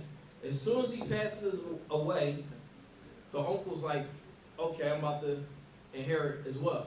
As soon as he passes away, 2 minutes later, his son passes away. Does that uncle still inherit now? No, because now it's going to go from the son. Because the son was living for 1 second while the father was alive. So now the inheritance goes to the son, and the son is going to go through his inheritance, if that makes sense. So it transfers over to the son. Yeah, the son passes away. So now it goes, everything changed because if the son had kids, then his son would be, does that make sense? Yeah. Like the whole inheritance cycle changes at that point. Meaning the person, you have to be alive at the time of the death of the first person. The first person dies. Now I inherit from the person. I have to be alive when they die for me to inherit. Yeah. So let's say, for example, the person, let's say the person with the 100,000, and then the person who's going to inherit, they die together in a car crash. I just want to say that. Right? They die together. So What does that do? It goes to That means the one who died with him or her, they don't inherit because they were not alive when the first person died. They have to be alive. So Just for a little bit. Just for a little bit. So I'm sorry. So there was a situation that happened when we were in school. One of the scholars said there was a car accident. Inside the car accident, it was multiple family members. Let's say it was 5 people, 4 of them passed away, right? Or all of them passed away, but they need to know the time that each one died. Why is that important? Because if this one died at this time or this one's still alive, then it transfers like that. That was one of the most difficult things he said he had to do because he had to determine when one person died so you can determine who inherits what. Does that make sense? That's why is that detailed. Yes. I can't hear you. The mic, somebody pass the mic.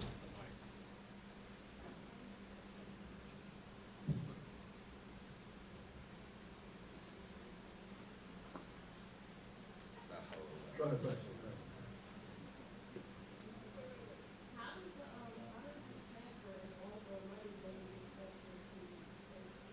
because each person has different inheritors.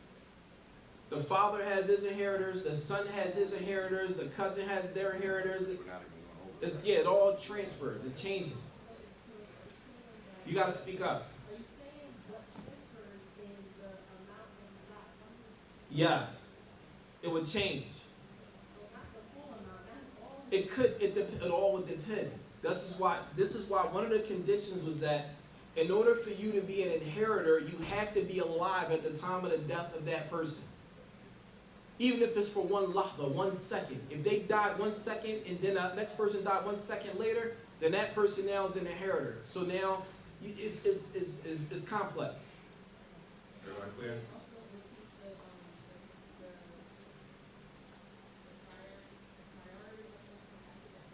All right, what?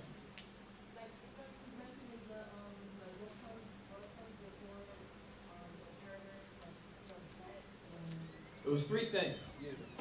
I mentioned 3. The 3 things. The first thing is, if a person has money, before anyone can get that money, they have to pay for their own funeral, pay for their own janazah.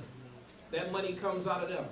Number two is debts. Debts, if you have any zakat that you didn't pay over previous years, that must be paid. And third, you must, huh? I don't know. Say it again. Tajheez al-mayyit, the janazah. Tajheez al-mayyit. You gotta pay for your own janazah.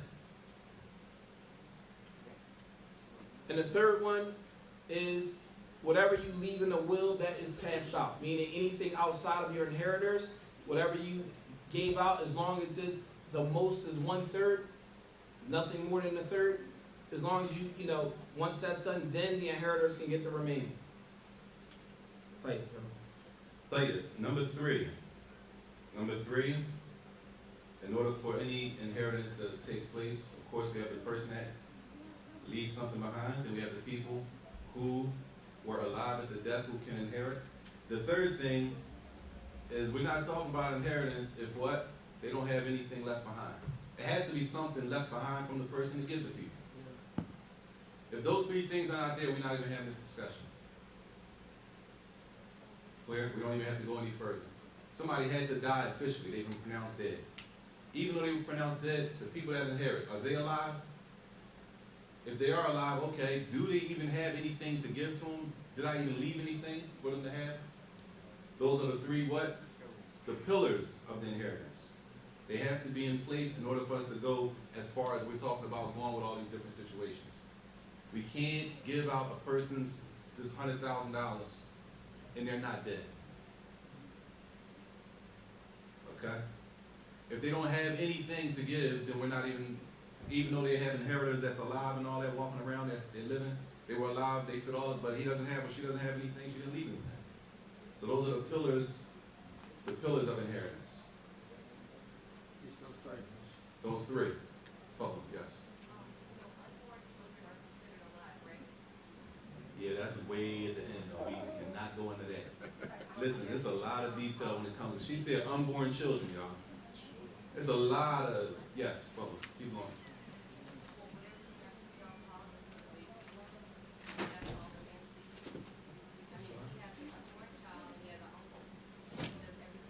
So the child's not born yet. How's he? He didn't come into. He's not here. No, it's a sunnah that pays zakat. It's not wajib. We're not getting into that. Now you talking something. That's a. Wait, Be honest with you. wait. Be honest with you. That issue, because it is an issue discussed in the books of inheritance. But I'm just being honest with you. That issue is like all the way at the end. And we kind of like, we still in the beginning. We don't want to go too far because it might get confusing. That's the only reason I'm kind of like hesitant. That's like all the way at the end, along with other things like,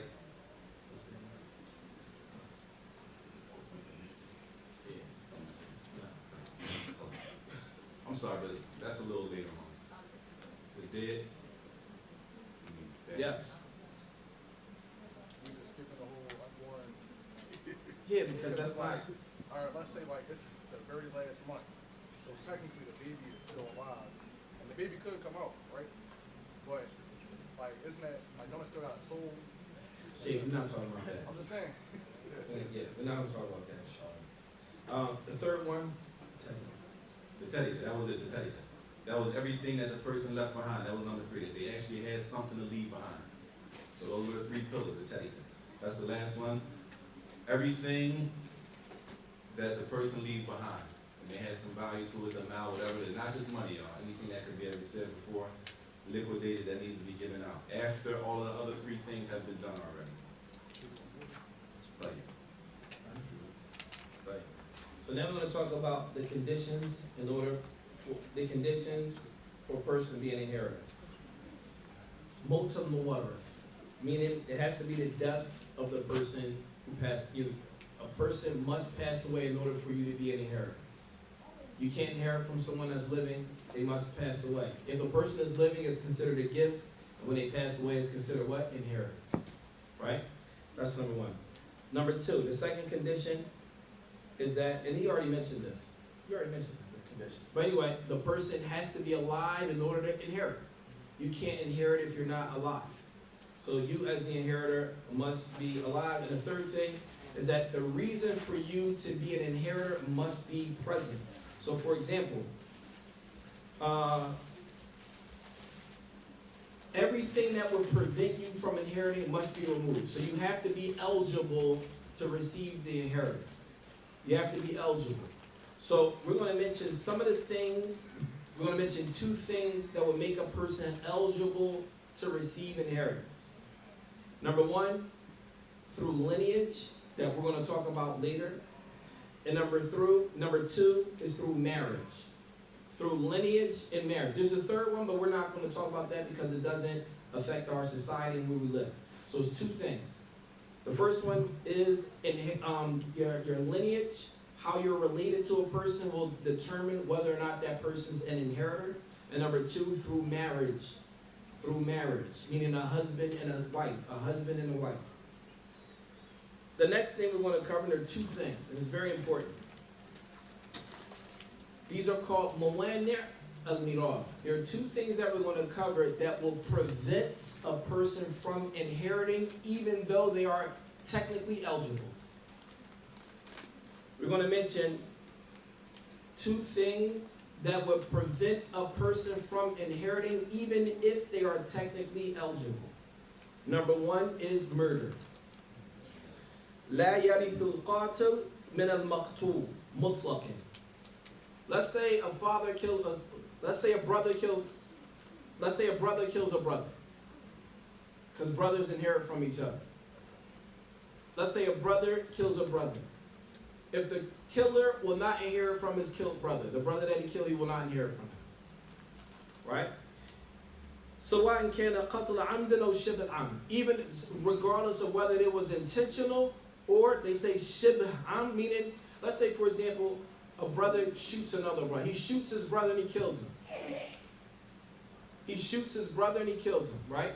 This is intentional. Let's say he shoots him in the leg. He doesn't intend to kill him, but he shoots him in the leg and he dies from a leg shot. This is shibh am. This is almost like intentional. So then he still won't inherit because he died from the gunshot wound. Does that make sense? Right. The next one. Oh khata'an. Let's say, for example, he was shooting and he accidentally shot his brother and killed him by mistake.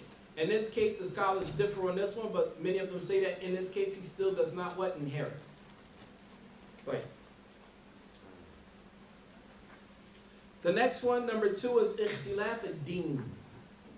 If you have a mother, father, brother, son, daughter, if their deen is not Islam, they do not inherit Islamically. If their deen is not Islam, they do not inherit Islamically.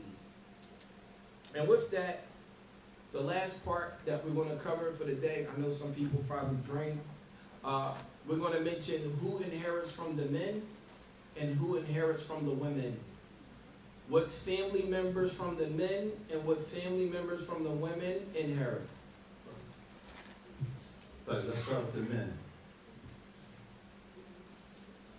The men who inherit.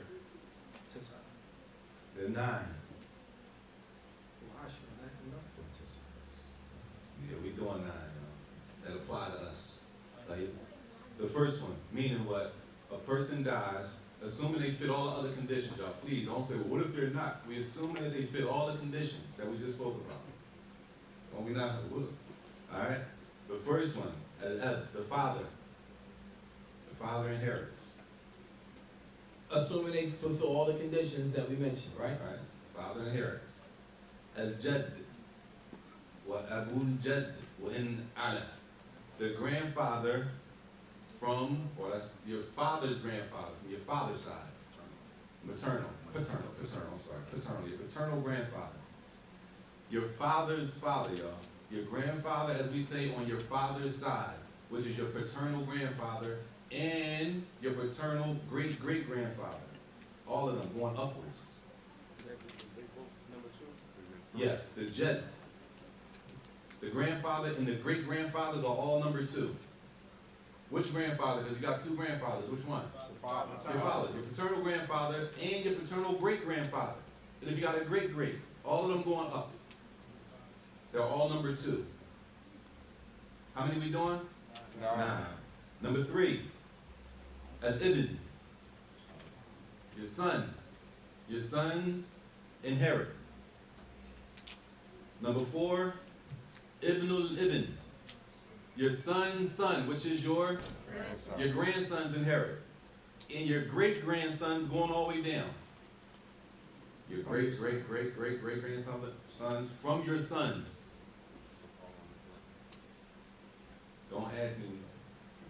I'm gonna say it real clear. No, not you. Your great grandsons from your sons. What does that look So like? your son's lineage. No, not all of it. Your son, son, son, All of the son, method. Yeah, son. method. Pay attention. Your son has a son, and your son's son has a son, and your son's son's son has a son and son. That's clear? Is that clear? All right. But if we understood that the lineage only goes through the male, so you would already know that it goes. No, to everybody son, doesn't know right? that shit. You know it. Oh, yes, that was number 4. Right? Number 5. Al-akh al-shatiq, which is your, Let me say it. Brothers are 3 levels. Brothers are 3 categories. Brothers are 3 categories. You have a akh al-shaqiq, which means they are a brother that shares the same mother and father. That brother that brother will inherit more than a brother who shares the same father but not the same mother. So let's explain that. You have a akh al-shaqiq. This is a brother or sister, but I'm not getting the women, it's all my brothers. This is a brother that shares the same mother and father. They are closer in lineage than anyone else. The second layer, right under them, is a brother that share the same father. The brothers that share the same father are closer than brothers that share the same mother. A brother that shares the same mother and father gets more than the brother who just shares the father, than the brother that just shares the mother, in terms of inheritance. Is that clear? Clear? Yes. Yes. The men that inherit from the brothers, they're called akh shaqiq. A brother, let's say your brother and you and him share the same mother and father, he's closer to you in lineage than a brother that just shares the same father. But the brother that just shares the same father is closer to you in lineage than a brother that you and him only share the same mother. Does that make sense? Like, We be calling them half brothers and all that. But we gotta be real specific when it comes to this. see, in our society, people think that if you got the same mother, then y'all closer than your brothers from your fathers. But technically, Islamically, no. The brother from the father is closer to you in lineage than your brother from your mother. Yes. You said 9. The last one just said that 6. And that falls in number 5. No, we still on number 5. We still on number 5. Meaning, all of your brothers, all 3 layers are on number 5. You and your brother that share, y'all share the same mom and dad. They are the strongest. But they inherit. Now, this on the same level. Your brother, y'all had the same dad but different moms. He also inherits. And then you got another brother, y'all share the same mother, but y'all don't have the same father. They're all Yeah, number less. 5. They get less though. But they're all number 5, which is under the brother, your brother. Clear? Number 6. Ibn al-akh shaqiq. Ibn al-akh shaqiq. Which is, yeah, your nephew from your brother, and y'all share the same mother and dad, same mother and father. You have a brother. Y'all have the same mom and dad. That brother of yours has a son. That son inherits. He's an inheritor. Okay? Also, you with me? This is technical, right? Listen, Technical. listen, we have to do this. Also, your nephew from your brother, y'all have the same father, but y'all have different mothers. He also inherits. It stops there for the nephew. The nephew, y'all have the same mother. The nephew from your brother, y'all have the same mother and father, or your nephew from your brother, y'all have the same father but different mothers. And a nephew from, no, it don't fit in right. Oh, all right.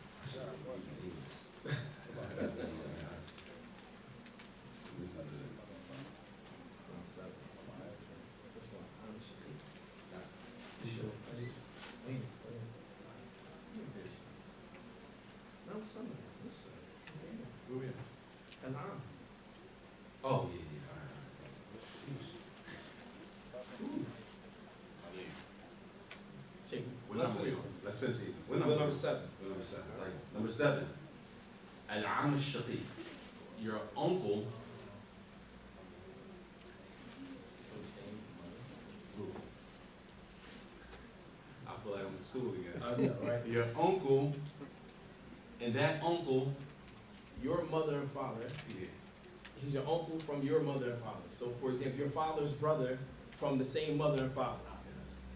Your uncle, meaning your father's brother from the same mother and father, is am shaqiq. So my father and my uncle got the same mom and dad. Listen, your father has a brother. Your father's brother from the same mom and dad, that's the closest uncle to you. Then it goes to your father's brother with the same dad, then that's the next layer of uncle to you, and it doesn't mention about from the mom's side. Is that clear? Clear? You need a chalkboard. Yeah, I know. We could have wrote it on the board, but now that we're talking about it, maybe we should have wrote it up. Yes. Your uncle with the same father, meaning your dad's brother from the same father. I know. And then your dad and brother. Your dad's brother. No, it has nothing to do with from the mom. From the mom is not included. It's not included. From the mom, stop with the brothers. From the mom side connection, stop with the brothers. After that is only from the same mother and father or the same father. The same mother and father or the same father. Yeah? Y'all ready? Number 8.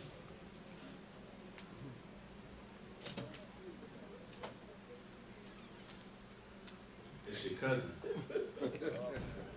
But it's your cousin from the previous uncle. With the same mother. They shared the same mother and father, and then that uncle has a son. Your father's brother, yes, it's all male. Male. These are males. So your father's brother. Your father's brother from the same mother and father, he has a son. That's your cousin from the same grandparents. They inherit. Next is the cousin, the father, your father's brother from the same dad. His father has a son, or his father's brother has a son, who's your cousin, but they have the same grandfather, but not the same grandmother. They inherit. Now, this is important, y'all. And the last one, let's just say the last one, just to be clear. The last one, number 9, is the husband. The husband inherits. This is the issue with us. Islamically, it's very, very specific. We'll say all of them, we'll just say my uncles. Right? But in reality, they're on different levels. Not all uncles are the same, just like not all cousins are the same, just like not all brothers and sisters are the same. We can't hear in the back. Oh, the sisters talking? Here you go, fuck it. If y'all say it on the mic, you can get more benefit. It's dead, we need batteries. This is the issue. The issue is, in English, we're using words like my brother. Because what happens is, and this is why it's important to know this before it takes place. If somebody dies and all this goes on, and I'm upset because this person doesn't inherit. Or this person, even though we didn't get to this, some people sometimes, never mind. We get upset because certain people may not inherit. We need to understand, all brothers are not on the same level. All of our uncles are not on the same level when it comes to inheritance. Not when it comes to family, love, respect. Not talking about that. When it comes to inheritance, people are on different levels when it comes to what or who inherits. And that's important to know now before the time comes when we have to deal with it and there's a lot of emotion involved. There's certain people who inherit. Those are the 10 people from the men. We're not even talking about the women yet. The 9 people from the men. Everybody clear? Everybody's not the same, as you can see. Some brothers, you have a brother, y'all have the same mom and dad. And then you have a brother, y'all have the same dad, but y'all have the same mother. It's not the same when it comes to inheritance. Then you have a brother, you have the same mom, but y'all have the same dad. It's not the same when it comes to inheritance. Is that your brother? Still your brother. But when it comes to inheritance, it's a lot more detail. Clear? And he's going, yes, I'm sorry. Listen, understand something, guys. The expectation is if something happens and you're like, oh yeah, let me figure all this out. It's not for you to do it. It's just we're giving you information to let you know how intricate it is. When these things happen, you should be calling somebody. All right, what do we do? It's not expected because even after we haven't even touched inheritance yet. This is just surface stuff. When we did these calculations on the board, it took us a year and a half to study this and understand this. A year and a half, and we almost forgot it all. This is what, remember when we first started, many of the scholars of the past will say Islamic inheritance law is half of all the knowledge of Islam. You're not going to get the half of all the knowledge in Islam in one sitting. That's impossible. That's impossible. So, yeah, we're mentioning it, but we're putting it out there to let you know that these are the rules that are in place. It's not expected for you all to say, oh, I got it now, I figured it out on my own. It doesn't work like that. You want to start the 8th one? He gonna do all No, you that. got it. Number 8 is the son of number 7. Your uncle, your uncle, Father's brother. Just so they understand. your father's brother, right? Which is your uncle. From the same mother. And they have the same mother and father, right? That uncle of yours has a son, which is your cousin. He inherits, okay? Or your father's brother, which is also your uncle. But that uncle, him and your father don't have the same mother and father. They only have the same father. And that uncle has a son. That son, which is your cousin, inherits. I hope that's clear. What we're going to do is we're going to say they all cousins. How does cousin inherit? And this one does, this cousin don't inherit. I'm closer to this one. All the emotions, you got to put your emotion to the side and follow what has been legislated in the Quran. Inheritance. And brother Imam is going to do the sisters and women. You got it. Shake. You got to do the women.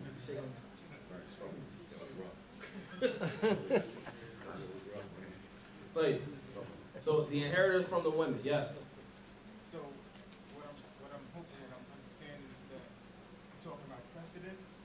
So for instance, the brother that's a shaqiq, right? Then their inheritance is going to take precedence over the brother that is only by the father or just by the mother. Yes. Yes. So the shaqiq has precedence first inheritance. Yes. Then it goes down. Yes. Which Yes. is important, y'all. Yes. One, the child with the same mother and father takes precedence, which is a benefit. What's the benefit from that? The bloodline is secure. Huh? Bloodline. The blood, the brother, or as we say, the brother who has the same mother and father. Then we have a brother who has just the same father and a different mother, and he inherits less. And then we have a brother, we just had the same mother but different fathers. But the strongest one is the one who has the same mother and father, right? What's the benefit in that?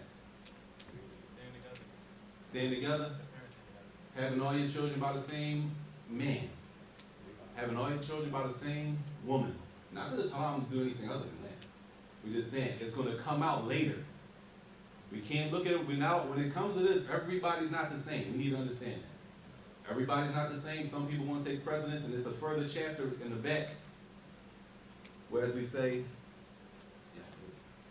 Yeah, some people are covered. some people are what? That's how they say it, covered.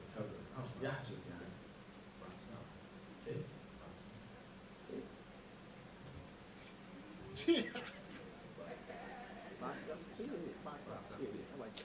Some people, they're supposed to inherit, but due to the strength of the person in front of them, the strength in what? In the bloodline, the closeness to the person who died, some people get boxed out, they don't get anything. That's further down now. Now, it's better to know that now than when emotions is running, people inheriting, and then you say, why is this? Well, they might fall into that category where that person, that family member, has been boxed out of the inheritance based on the other people that were alive at the time. That's important to understand, so we don't think that Islam is not just. Islam has made everything perfect. And the hikmah, the reason and the wisdom behind it is perfect. We just need to know what it is so that it makes sense. If we don't know the wisdom, then it might not make sense to us. Yes. So all the men in that 9 don't necessarily get something. No, it's not. But they are the ones that are eligible. They're eligible. And there's a core group of people that the money goes to first. And then are they like the people that get whatever's left? Ashabul Furud. We're going to, like this right now, just follow along. Follow along. Right now, we're going to mention the women that inherit. The women that inherit from you, man or woman. There are women that inherit from you. When you pass away, there are women that inherit from you, just like there are men that inherit from you. The women that inherit from you when you pass away, assuming that they fit all the conditions, right? Just like we did with the men, assuming that they fit all the conditions. For the women, there are 7, but we're only going to mention 6. We're only going to mention 6. The 7th one is not applicable in our society, so we're only going to mention 6. There's 6 that we need to know as it relates to us. The first woman that inherits from you is your mother. Your mother. The second woman that inherits from you is your grandmother. The third woman that inherits from you is your daughter. It says a correct grandmother. We just leave grandmother, because it gets just your grandmother. The fourth woman that inherits from you is your son's daughter. But not continuing going down, it stops with your son's daughter. If you remember with the men, we said the son, then the son, and down inherits. But with your granddaughter, it stops with her. It doesn't go her kids, it just stops at her. Does that make sense? I'm sorry? Your daughter. Your daughter. So the fourth one is your granddaughter from your son. The fifth one is a ukh shaqiqa, meaning your sister from your same mother and father, then your sister from the same father, and then your sister from the same mother. All of that is number 5. Say that again. Number 5 is your sister who share the same mother and father, or the sister who shares the same father, and then the sister who shares the same mother. It's that level. Right. Number 6, and this is the last one, is your wife. If you're a man, it's your wife. Those are the 6 women that inherit. And I know we drained all of you today, but we're going to stop with that so you guys can let it sink in, because it was a lot of information. But in reality, we wanted to get this off our necks so we won't, if we have to stand in front of Allah and we didn't produce this information, then we will be sinful. We'll open up the door, or open up the floor for some questions, inshallah, if you have them. If we can answer them, we will. If we can't, we can't. Or we won't. Depends. Jamil sends his salams. He asks, Salam wa rahmatullah. what do we do as Muslims when a non-Muslim family member has us as beneficiaries on their insurance policies? Since we can't inherit from non-Muslims once burial and debts are paid off. So is that considered inheritance, or is that considered a will? It sounds like a will. Well, it depends. If it's inheritance, no. If it's a will, something else. That's something. Right. Hopefully he's listening. So, the list you just gave for the brothers and the sisters, so like, daughter gets hers after all the men? No, that's not an order of who gets it. We're just the list of the women. Yeah, that's just the list. Yeah, the orders that we just mentioned, like number 1 to 10, that's not an order in preference.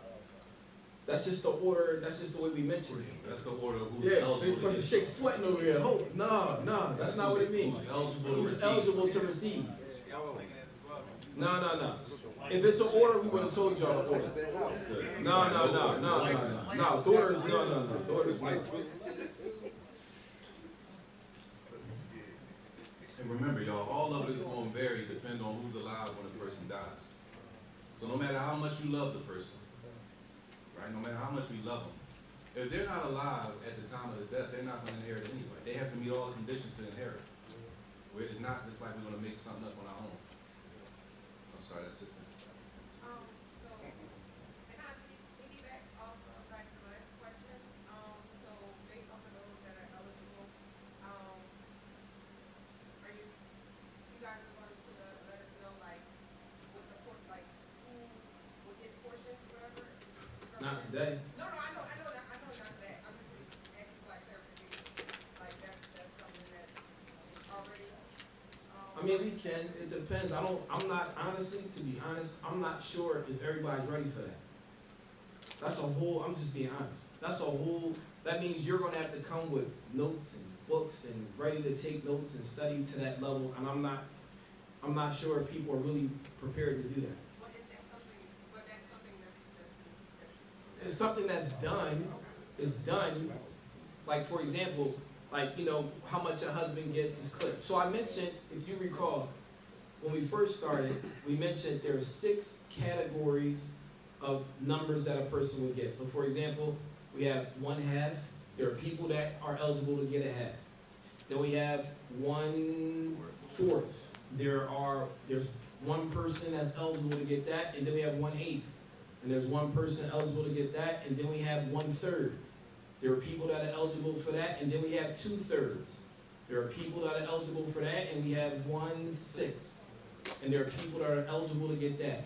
Outside of those categories, everything else is considered ta'seeb, which means that they will get whatever's remaining. And if there's nothing remaining, then that person's removed. But the people who get a percentage are always going to get their percentage. Yes. Yes. You had made mention about people having like bad relationships and they kind of want to do their own thing. Right. Versus following the laws of inheritance. Right. Would it be considered sinful if somebody's alive and I purposely give stuff away while I'm alive and give money to this person? Well, so here's the issue. Just so they don't inherit. So the question is, he said, what if I don't really mess with certain people, right? I'm just paraphrasing your question, right? So it's like, well, instead of I'm gonna wait till I die, I'm gonna just start giving stuff away right now. As a father and you have children, you have to be careful. If you have children and you give one kid something, let's say everyone's across the board and everyone's the same level and all of that, meaning, for example, you got a son that's older, you got an infant. The son that's older, he's gonna need more things than the infant. So I'm not talking about that. Let's say that everyone's on the same level. You say, you know what? I don't bang with the rest of my Muslim kids. I'm gonna give my son, I'm giving him this, I'm giving him, and he's able, all your sons are able to get the same thing, but you choose this one because he's better. I'm gonna give him everything now before I die. This now you enter into another category. And Nabi alayhi salatu wasalam, one of the men during the time of the Prophet alayhi salatu wasalam, he gave one of his sons something. And he went to the Prophet alayhi salatu wasalam and said, Nuriduka nashir ala hada. Meaning they wanted the Messenger of Allah sallallahu alaihi wasallam to witness them giving their son this gift. And so the Prophet alayhi salatu wasalam said, did you give all of your kids this? And they said, no. He said, Ana la ashhad ala dhulm. And Nabi alayhi salatu wasalam said, I'm not going to be a witness over oppression. So you have to be careful. You have to be careful. Now, Just to double check, you mentioned regarding inheritance, the wife is 1/4, but if you have multiple wives, 1/8. no, that's not what I said. Oh, not one, well, not. No, that's not what I said. That's not. A wife will receive 1/4 if the husband doesn't have kids. If the husband doesn't have children and he has 4 wives, all of them will split the 1/4. As soon as he has 1 child, then all of them will split 1/8. Yes. Will you use the example of 2 people dying in a car accident? But No. I'm not gonna do that. That's hard. I'm gonna have to like. I thought you said, can you give me an example of 2 people? Oh, I'm sorry. When you use the example of like 2 people dying in a car accident and the second person is alive for a second in order to get the inheritance, once they die, do they go through the process of the inheritance like their lineage? Yes. Yes. Yep. That's exactly how it works. Every person that dies, y'all, every person, this chart is going to apply. Every person gets a chart, I'll say that. There's 4 charts up here right now, right? These are 4 different people. Everybody gets their own chart. There was a time. No matter what your situation is, how much money you have, you're going to have your own chart. So it's difficult. A lot of questions are not yes and no. A lot of questions depends. Who's alive at the time of the death? So the charts are going to vary. They're going to change, right? So we just giving general examples. If we did like, what about, everything is going to change as we talk.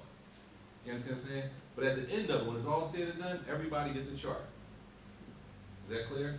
And all the stuff we spoke about is going to apply to each person's chart. I remember there was a time with Sheikh Muhammad al-Harbi, one of the scholars that we studied with. We went to his home one day, and when we got there, he was doing a person's inheritance. You remember he had a long scribe, like it was, the paperwork was so long, he said he's been doing it for a couple days. This person, now mind you, these are people who everyone in their family is Muslim. This is in Mecca, everyone's Muslim. So now they had a bunch of kids, wives, etc. It was so long, he said it took him days to figure it out. That's what, there are people in Muslim countries, this is their job. Their job is to do this. So this is like a real job that people do. This is not some fly-by-night things up. Let me just figure this out real quick. No, there are people that do this. That's how they make money. Now, yes. You stated that in order for you to be eligible, it has to be two things. One was the relationship. What's the second one? Married. Mm-hmm. Two things that make a person eligible. Either they're related to the person or they married into the family. And the sisters had a question for you, Aki.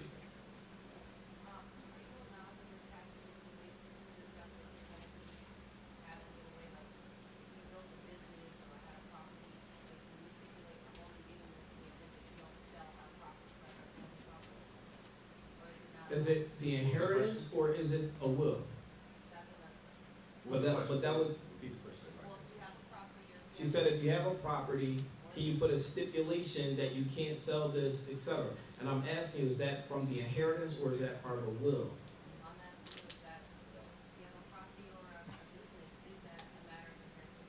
Your business is part of inheritance.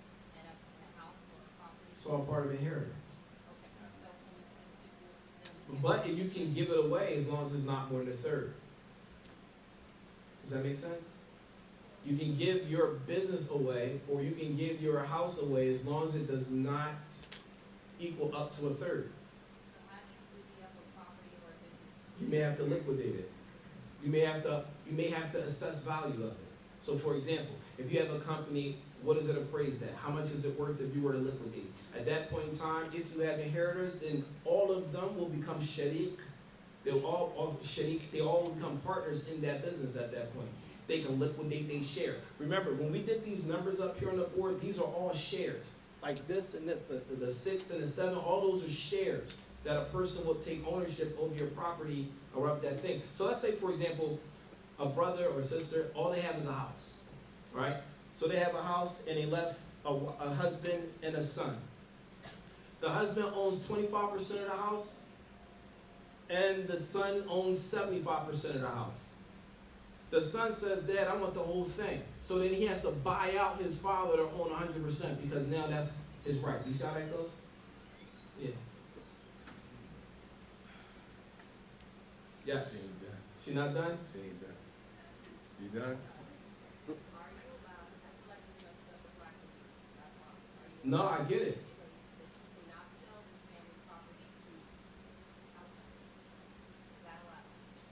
I got a question for that question. If you want to do something like that, if there's no will, something's gonna go to the inheritance. If you want to do something like that, if you want to will it to somebody, it's probably safer to go to and put it in the will. But remember, the will can't exceed a third of the earnings. So if you're gonna do something like that, that's how you feel about it. You might want to put it in the will so that is carried out. I don't know if you can stipulate. For example, I'm gonna put it in plain terms. Whatever you leave behind is mine. You want to stipulate what I can do with mine? But you don't own it. Not you. The person died. You don't like. If you want to do something specific with it, you should will it. Or even if you want to be even better, you might want to make it a waqf to make sure it stays what you want it to stay. An endowment. You understand what I'm saying? It's ways to do things, but you gotta understand when it comes down to inheritance, people want theirs. So if I have, for example, I have a building, I always wanted it to be such and such, I want to make sure it stays there. I might want to make that a waqf. An endowment. An endowment. That's called an endowment. An endowment. This way, I'm sure nobody's gonna be able to come after I die and change that. I want to get that benefit to Yom Kippur. And so it's other ways to do it, but you don't want to mess with the inheritance side of it, because everybody's gonna want theirs. I think a lot of these questions will come from that class you said we ain't ready for. What, with the children? Like, Oh yeah, we're gonna do that inshallah. Maybe next week or something. What do we You got? know what it's- Huh? What do we got? Yeah, so the next talk we're gonna do is about children from fornication. Do they inherit, yes or no? Why not? How can they inherit? We're gonna talk about that, inshallah. Any other questions? I'm sure. Oh, no more questions. Question. Once you put somebody in the will, they can't inherit. It depends. The person you put in the will, are they from the inheritors? So then the hadith says that la yarithul warith, or la wasiyata lil warith. There shouldn't be a will for the one who inherits. Now let's make sure we're clear. We need to be very clear about what we're talking about here. In America, where we live, you must have a will in order to be buried according to Islam. You have to have something in place that stipulates that. Okay? But when we're talking about a will, we're not talking about that type of will. We're talking about a will inside of a will, if that makes sense. What is a will inside of a will? In order for your Islamic inheritance to be paid out according to Islamic law, you have to stipulate that in a will. But if you want to leave someone something in addition to that, or up to a third, you have to specify that inside of your will. Now, the question he asked was, can I leave something for an inheritor? And Nabi alayhi salatu wasalam, he said, La wasiyata lil warith. If a person is going to inherit from you, then you should not be able to leave them something in addition to the inheritance. Now, some of the ulama, some of the scholars of Islam, they say in a case like this, you can seek permission from the inheritors, like the siblings, etc. If a mother says, I really want him to have it, are you guys going to be okay? The children might be like, yes, Mom, I'll do it, but they might feel some type of way in their chest. So because of that, many of the scholars say you don't do that. Because you're going to put your children in a predicament that they're going to, they don't want to go against your wishes. But they're also going to feel some type of way about it. Yes? What about life insurance? Is that considered riba? That's not this class. It's not. Okay. Yeah. It's important, y'all, and I don't want to keep putting this on shit that means Sister Khadija, but y'all understand, if we're not prepared, the laws of the land take over our responsibility after we die.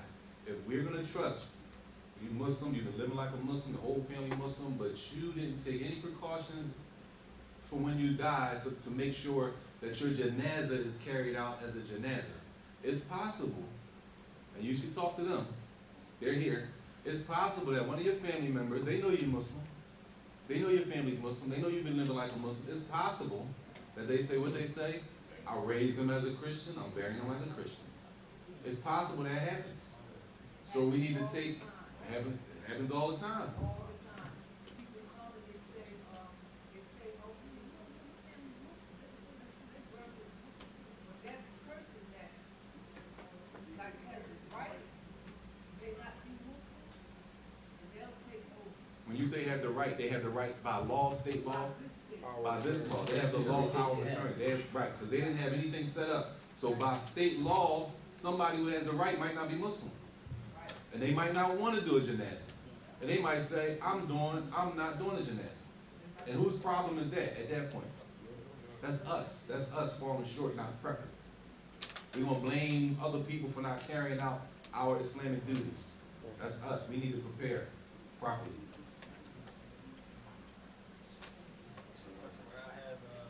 I have property, and I wanted it to leave for my inheritance. So me writing it in a will, specifying that I want to leave this specific thing for my inheritance, would that make sense, or?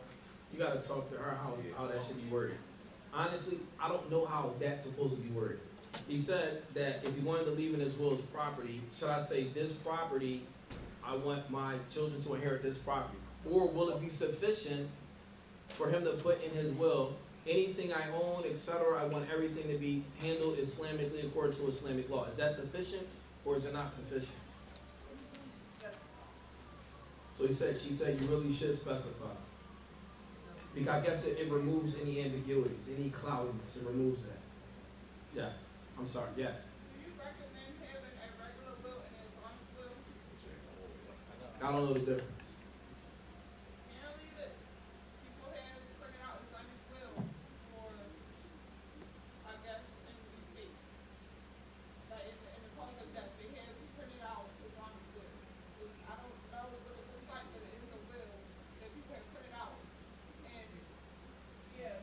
So what's the, if they print out the Islamic will, what's the regular will? That's what we may have written up for yourself. A will is what, if you use the printout, right? That's the Islamic will. If you write it up, you wrote it up according to Islam, right? Or if you wrote it up, I think I get what you're saying. If you write up your own will, because you could go on the internet, y'all, and find a template. Instead of say Islamic will, you could use that, but you might want to add additions. It might not fit your situation. So you might use that as a template, and you might go through and specify your situation. Whatever you do, whatever we do, it needs to be authenticated and notarized. So if you write it by hand, can we write them by hand? We can write them by hand? You can write it by hand, but it still needs to be notarized. If you get a template and fill a template in, it fits you, it still needs to be notarized. It needs to be authenticated, but we need to make sure that we're specifying in our wills that we want the part about we want our Islamic inheritance divided according to Islam. I want such and such to do it so that we can make sure that that gets done. So even if it was a template off the internet, y'all, if it fits your situation, you might have to adjust it and add stuff. This is not enough for me. I needed to say this. Well, write it out by hand, which takes some, you know. Can you deny said inheritance? Like, I don't get the money from him, or the, whatever it is, you deny it? Yeah, I mean, you can, I don't see why, it's yours. So it's not like you're denying, that's like. Right, I just don't want it to come to me at all. Like, Yeah, but that's like it's yours. So that's like you just having money and giving it away. That's their choice. You can't deny it per se. That's like you said, just pass it on. you can pass it off. It's yours. So you say, can you deny your inheritance? Meaning you don't want to take it. Yeah, I don't like the way you got the money. So, That's something different. I'm not saying it's That's not something allowed. different. That's different. I'm not You saying can't- it's not allowed. That's what I'm saying. That's what I'm saying. Well, You can't, don't. You say, can I deny my inheritance? That's a question. You can't turn around and add, I don't like how you got it. Now we're going somewhere different. Well, I'm just saying that's like a personal reason. If you got a personal reason, it's yours. If you turn around and say, listen, I don't want this, and you give it away, that's your right. It's yours. You can give it away. But you can't change the formula that you want to do. You can't change the formula. You can't take yourself out of the equation. That's what I was asking. No, that's not what you said. I'm saying the That's like, what you meant. All right, let me repeat that because that's a good question. He says, can I take myself out of the equation? No, you can't remove yourself from the equation. That's yours. It's coming to you, inshallah.